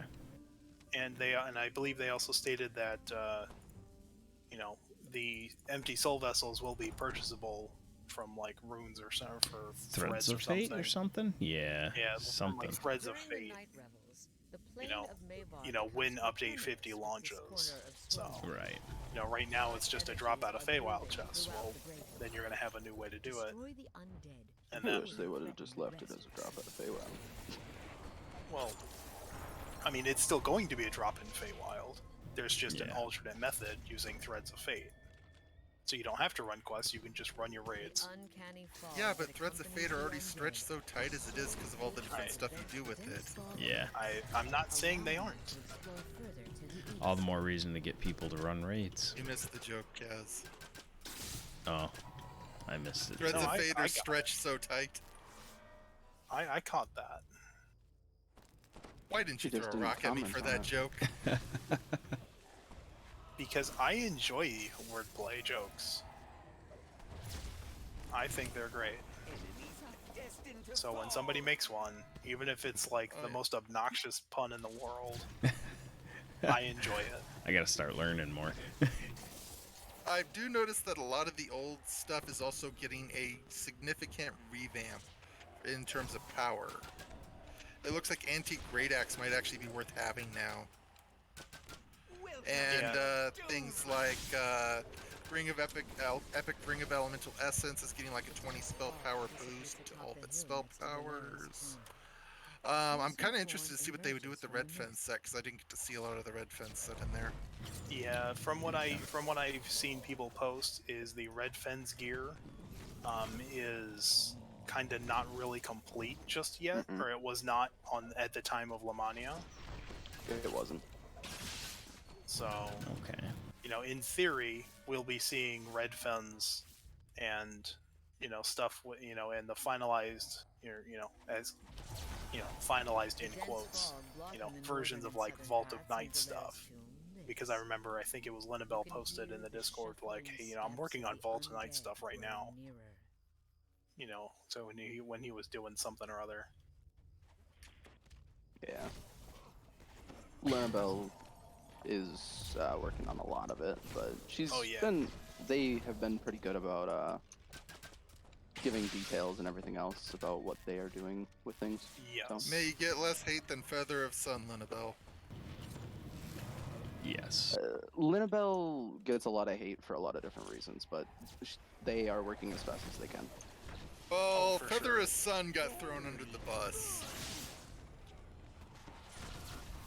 So, as far as the material, we mentioned the seals, scrolls, and shards. You're going to be able to trade them in to the appropriate type of ingredient, which is really nice.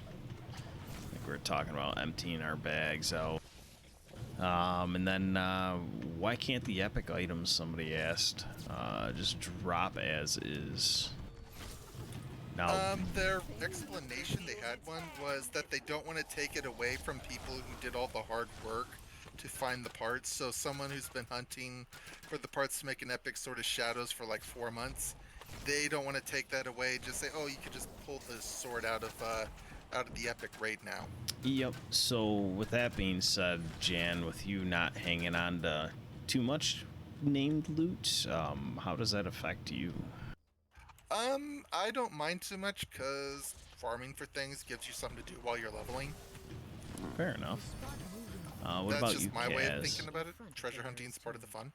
Yes. I mean, I'll probably buy some more character slots and then actually, you know, actually do more than just, oh, hey, I have a character, and then park it at the bank. I'll actually go do the favor. Hear that, DDO? You're gonna make more money off this. Smart. You need to purchase character slots. Well, when it's cheaper to buy a character slot than it is shared bank storage of any other sort, like, it makes sense. True. One of the things that is going to make this easier for me is the fact that's also going to make it easier to farm up tokens of the 12. Because all that stuff drops tokens of the 12, so yeah.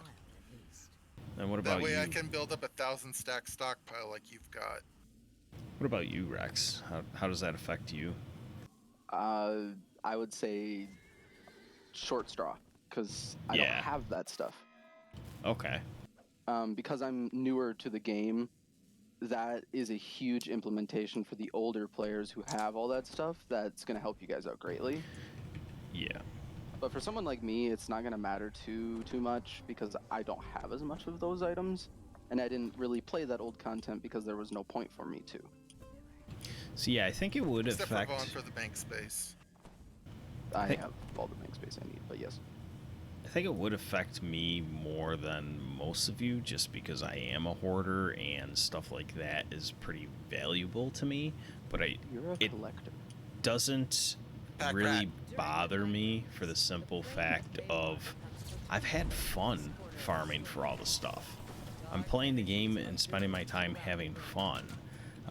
There's always something new that's going to come out. There's always going to be changes. There's going to be some that I disagree with, some that I agree with. And let's just face it, how many raid items did I have to get rid of in the TR process already that I don't have, that have just been completely outdated? So I'm okay with that. It's just kind of sad.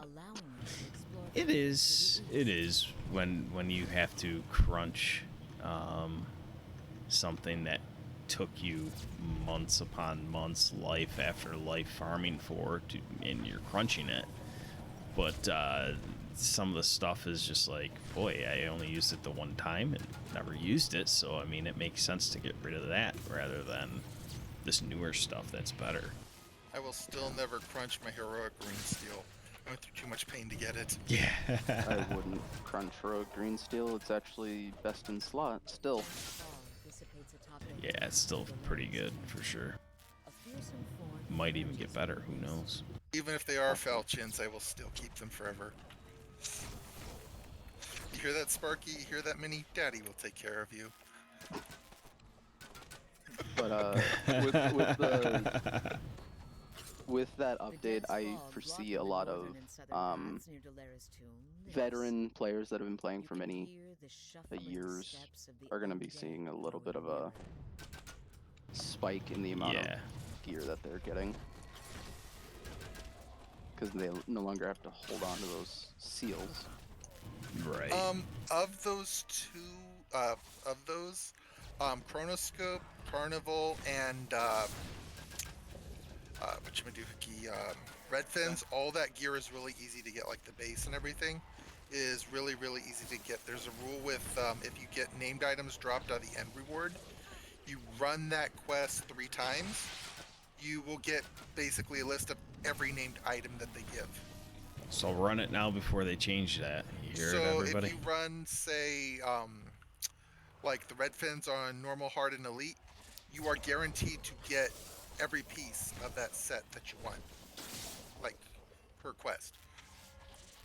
So a lot of that stuff is not going to be hard to reacquire. That's what I mean by I don't feel bad about that, because just run it again real quick and get it.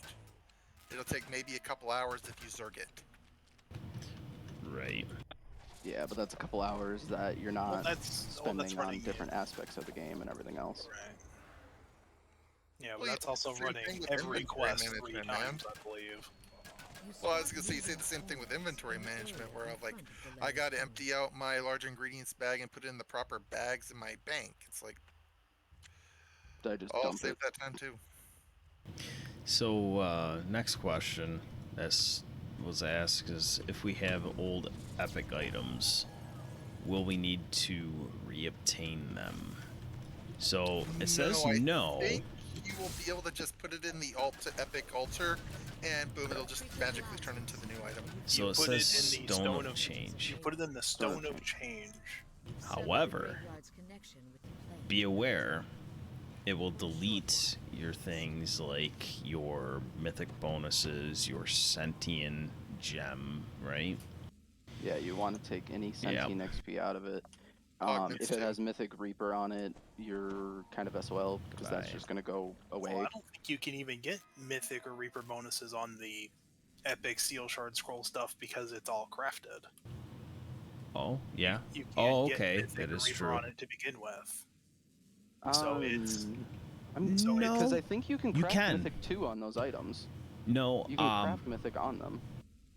You guys continue this. I'm gonna run to my bank and pull up my one Envenom Blade. I'm pretty sure that has Mythic 2, and that's something I did not put on it. No, is it heroic or epic, Planky? It's epic. It's upgraded. Yeah, we'll see.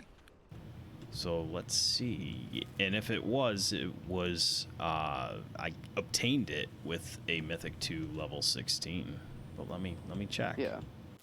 Because I've gotten like Mythic 2, Mythic 4, Mythic 4, Reaper 3, and Venom blades, and you can upgrade them, and that upgrade won't strip the Mythic property. Mythic. Really? I thought because you were crafting them, essentially the old item was deleted and you got an entirely new one. Oh, wait a minute. Well, someone just upgraded a Sword of Shadows like a week ago in RBE, and it kept the Mythic 2 property, so I'm not entirely sure. Maybe it used to and it doesn't anymore. They changed that or something. Or maybe it just never did. I'm not sure. I don't know. I just, I mean, I have personally not crafted one. I'm just, so all I personally have to go on is, my understanding of the way that crafting systems work in this game. Right. Yeah. I you never know how things work in this game. I tend to only make those old school epic items for funsies. So I'm going to tell you what my brain probably did. So the Envenom Blade and the legendary Nightshade Shooter both accept Sentient. My legendary Nightshade Shooter has a green background, so does the Envenom Blade with blue borders, right? So they look kind of similar. One's a crossbow, one's a short sword, yes. But it's a repeating crossbow. Yes, light crossbow, non-repeater. Oh, is that from Sharn? Yeah, so... Okay, it's the Sharn item, okay. That has my Mythic 2 on it, which I've been feeding Sentient 2. This life, I actually pulled my Sentient gem out of my short sword and Venom Blade that does not have a Mythic on it. So I think I just mixed the two of those up in my head, thinking that the Envenom Blade had the Mythic 2. So no, it did not. Or if it did get erased, one or the other. No idea. I couldn't say. I do know I like got I said, Mythic 2 the last time I made Blade. an epic item was for funsies. But, okay. So I believe with that old content, if I'm not mistaken, if you go... Yeah, okay. So if you go into your Threads of Fate, you can actually put Mythic 2 on with Threads of Fate for like your Soul Razor, Blast Razor, all of those. Yeah, and that's, those are all like, big, like legendary / raid craftable things. Mm-hmm. So what I was more so getting at is the fact of, I'm not entirely sure, but I thought there was a way you could put Mythic and Reaper on, well, not Reaper, but Mythic on those older items, but I might not be right. No, I think it's just the newer ones. I know they said that in the posts about the Seal Shard Scroll thing, I believe they were talking about, possibly adding, ways to add mythic bonuses to those legendary items. I know that at least for Red Fins, you can't get Mythic or Reaper on any of them because they all come as end rewards. Yeah, they're all from maybe like 4 items in there that are you can actually pull out of a chest. Everything else is an end reward. So it's like, I think it's the Dampened Great Club of the Scrag, the Frozen Plate, the Cacophonic Verge, the Wand, and I think there's like and Soul Eater. Those are the only items you can get out of named items you can get out of chests in that quest. Everything else is an end reward. And I think there are certain items in Carnival that you only get as an end reward, like the Great Axe of the the Armor of the Ringleader, the Epic Anti-Great Axe, the Roderick's Wand, and a bunch of stuff like that you only get as end reward for the chain. Yes. I'm so not well versed in that old content. Well, the thing is, you can only get Mythic Reaper bonuses on stuff you pull out of chests, right? Correct. Yeah. Or unless you add it to it.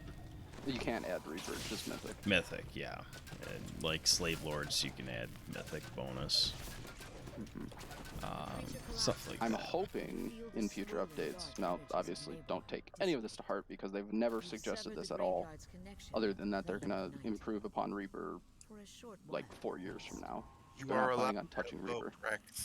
But I'm hoping that they implement a system where you can add Reaper bonuses to items, and I'm hoping they add a system where you get rewards for hitting the next tiers of Reaper points. Because right now, the last reward you get is 75 points. And for the people who have 100, 125, 150 points, it's kind of like, where are we going to get rewarded for this? Nope, okay. Even I kind of agree with that, and I'm not too much. I mean, I'm wearing the Reaper wings because I do stream. I will admit that. Skeleton horse. But I'm not really into just the thinking different cosmetics. colors of wings.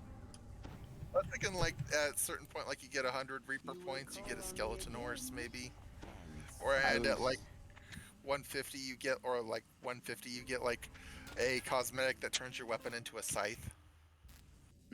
I was more so thinking, there's a lot of us in the Reaper community that want black wings. And I was thinking that 100 points could be black wings. Because I want black wings. I know. I got the perfect color wings. What color? Rainbow? Clear. No. Look, I got my clear wings on right now. Yay. I just turned them off. But it'd be so easy for them to implement that. To just literally change the color on a building block is so easy. Yeah. Alright, well that's pretty much it, other than I see there's some character changes they have coming, some item changes, like guild augments are no longer going to be a thing. Yeah. I do, because memories I had with that. That was like the first hoorah I had for gear, is I got a large guild augment item. And Nightingale and Larisha's like, that's the best of the best. And now going back and looking at it, I actually had to explain what guild augments were to Rex and Kyrr. It's like I still have them. I'll show you them. I have a whole inventory tab of them. So just one final thing I want to say, because we're going into the last little part of this. Yes. There was one section of this that I read that kind of got me worried. Okay. All saving throws on epic monsters on elite and hard have been reduced. Yes. However, it said nothing about Reaper. I believe there has been comments from the devs and from players that Reaper might not be touched for saving throws. Reaper well, if they're getting rid of the epic resilience and the other one, it's at least going to drop that 22, because Reaper mobs have that too, correct? But what they're talking is that they're just going to remove epic resilience and not remove the other saves, so it'll only drop by 6. Therefore, making Reaper harder. Which I could see them doing. Like I said, their logic is Reaper means Reaper. I mean, every time they've touched Reaper, I think it's always made it a lot harder. Yes. I mean, yeah, I could see them doing that.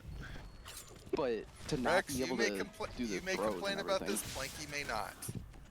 He talks about wanting to be properly challenged. Planky doesn't get to complain about this. I'm sorry, R10's properly challenge everyone. No, I said you can complain about it, he can't. I can too. No, you can't. You don't have to write. Rex does. It's my stream. I can complain if I want to. Yes, sir. I can complain if I want to. But it affects everyone that plays Reaper, even R1. Yeah, we know. Yeah. So dearly we knows. Huh. Well, that's going to be interesting. So we shall see with the next preview, and we shall see ultimately with the live. But I'm hoping might not necessarily be a completely bad thing now I think about it, Rex. Because I remember you and Planky talking about there's not a whole lot of difference between Reaper 1 and Elite. Now there's going to be a difference between Reaper 1 and Elite. Well, that's all dependent on Reaper points and stuff and builds. I was going to say, there's a huge difference between R1 and Elite. Yeah, I hate the heal penalty. Yeah. I can go on for days about the heal R1 is penalty. easier than Elite. Yeah. Well, now that's going to change. Right. Yeah, I don't know where that's going to go. We'll have to see. Ultimately, good changes overall. I like that they're trying to eliminate some of the power creep, because it was, even me being new to the game, I can notice some ridiculous power creep. Because I started just like a year and like, I think it's like a year and like 3 months ago. And I've already noticed huge changes in gear and everything else that introduced a lot of power creep. So it's a good thing, but ultimately, yes, we are losing power, but so are the mobs. So, yeah. Hopefully it'll be a wash. Hopefully. Even if it isn't, still a good thing. Though I'm still suspicious about the integrity the devs are going to have towards like eliminating power creep or reducing power creep when it comes to future sales. No matter what, there's going to be power creep. That's just how MMOs work. I'm trying to read into this, so I'm reading that saving throws on all epic monsters on Elite and Hard have been reduced. That's one bullet, but then the next bullet is the legendary 2 monster boosts have been removed. Right. So the legendary bonuses on but it doesn't content like Sharn, they get a legendary bonus that gives them a bonus, which is the 16, right? On that, I think it's a plus 16. I think the legendary bonus gives them defenses and offenses and maybe saves, but I'm not sure. It's a few things. Well, legendary bonus, that's just on the legendary content, legendary right? Tier 2. Sorry, legendary tier 2. Okay. Yeah, tier 2. Because that's Barovia, Sharn, Feywild. Well, no, Barovia doesn't have tier 2 Feywild, legendary. sorry. Yeah, Barovia is just like Sharn legendary and above. tier 1, so to speak. It wouldn't be Sharn and above, because Peril of Planar Eyes does not have tier 2, it's tier 1. So I'm thinking, trying to find it. I'm in the wrong spot here. I do have one last thought about all this new content. Where do you gentlemen think the best place to put new content would be level-wise? Because I'm thinking it'd probably be level 10, because there's not a whole lot in the level 10 region. Why would you say 10? Because basically for level 10 you run Barovia 1 and that's probably it. Wait, why would you run Barovia at 10? Why wouldn't you run it at 12? Well, I'm talking base level. Oh. I'm just talking base level. Well, you have Barovia, you have... You have the first pack out of Barovia. Yeah, well, the first pack of Barovia, but you have that, and then you have Tempest Spine, which is like 50,000 XP, and then you have a whole bunch of, well, there's level 10 quests out in the sands that give you like 8k XP in a minute. There's a bunch of level 10 stuff that's fun to play. So yeah, I found the legendary tier 2 and the epic resilience. Yeah, the tier 2, right? I got it confused. That's the fortification bypass, attack bonus, spell pen, other offensive and defensive buffs to hit harder and take more hits. Yep, but it doesn't say saves. Which therefore, removing that is fine, because that's great, because now I don't need 500 fortification on my main. Right. I can get away with having 400 instead of 500. Yeah. Which is great, but Vengeance Reapers still create infinite fort bypass, which I think is redonkulous, but whatever. Yeah, I just looked it up. There's 15 level 10 quests. 3 of them are from Restless Isles, and another 4 of them are from Thranel. Yeah. So there's still 8 quests to run, which most of them are big XP quests. Look at Invitation to Dinner, you have a 30% on. That's 70,000 XP, even when you don't get the doors and every little XP bonus that you get. Okay then. Well, no, I just said that's my spot where the best. Oh yeah, for sure. I'm just like pointing out. Where do you think the best spot would be? Like, what level gap do you think has the least amount of enjoyable content? I don't think there is a level gap that, in my opinion, has a maybe level 1 to 4, because that's just Harbor. There's nothing else other than Borderlands. Yeah, I'd like to see a level 2 and a level. I'd like to see some level 1, 2 content.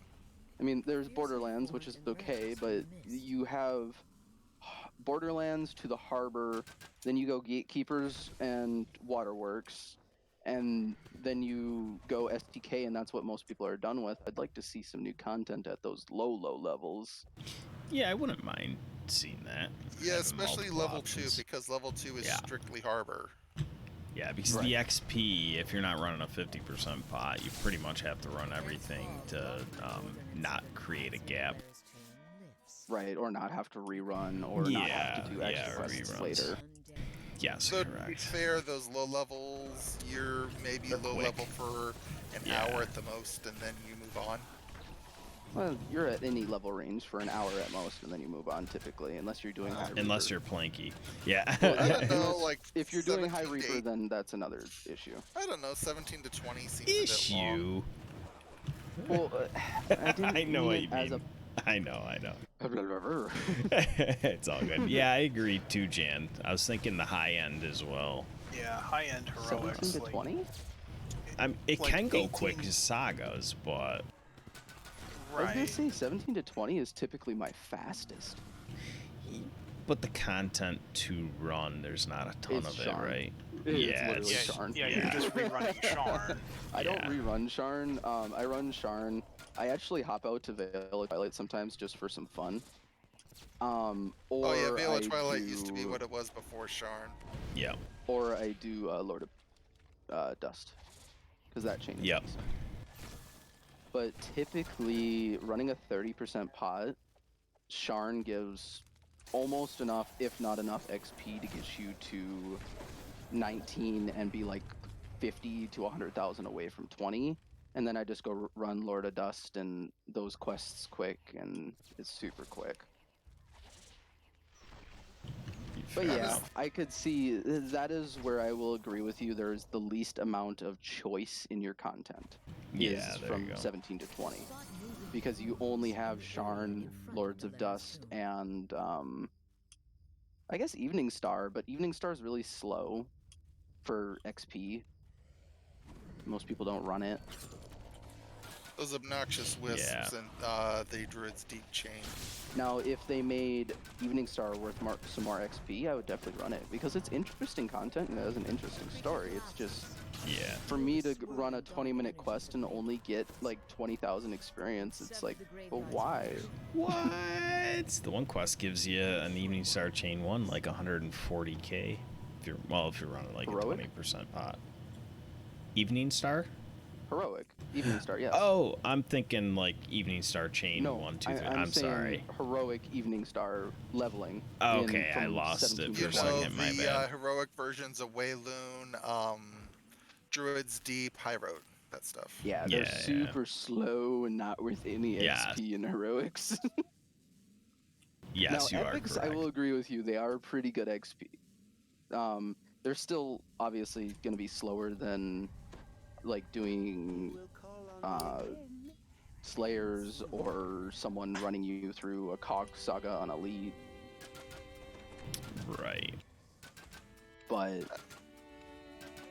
to each their own. True. How about maybe a heroic version of Menace of the Underdark? That'd be interesting. Yeah, that would be. That'd be tough. No. Well, you make it like Yeah. level 17, 18. Well, guys, I'm gonna have to cut this subject off, and because I gotta get going. I really do. So, is there anything else that we missed on U50? We didn't get a chance to get to 51 that we want to talk about. Thoughts, comments. I was groping for ideas at the end, so probably not on my part. All right. Yeah. Groping for Interesting. ideas. He's a I'm groper. talking about what level you would like more content at. So, yeah, I don't think I have anything more to say about Update 50. Rex. I do not. Kaz. No, I think we covered everything that I would have All mentioned. right. And I Till would next ask Zask, but he's just casually running right now. I had to go for a few, so thank you for joining us, Zask. And yeah, until next week. hope we gave some good insight and made you guys want to run more, play more, ask the questions too. I think it's things like this, discussions like this, that's going to help the game grow and people grow. It definitely, like I said earlier with Kyrr, I was surprised that there wasn't more bickering. No offense to anybody, but some of us, myself included, have pretty strong opinions. So it was a good conversation. All right. Well, thank you all, and later. Say good night, everybody. Good night. Later. See y'all later.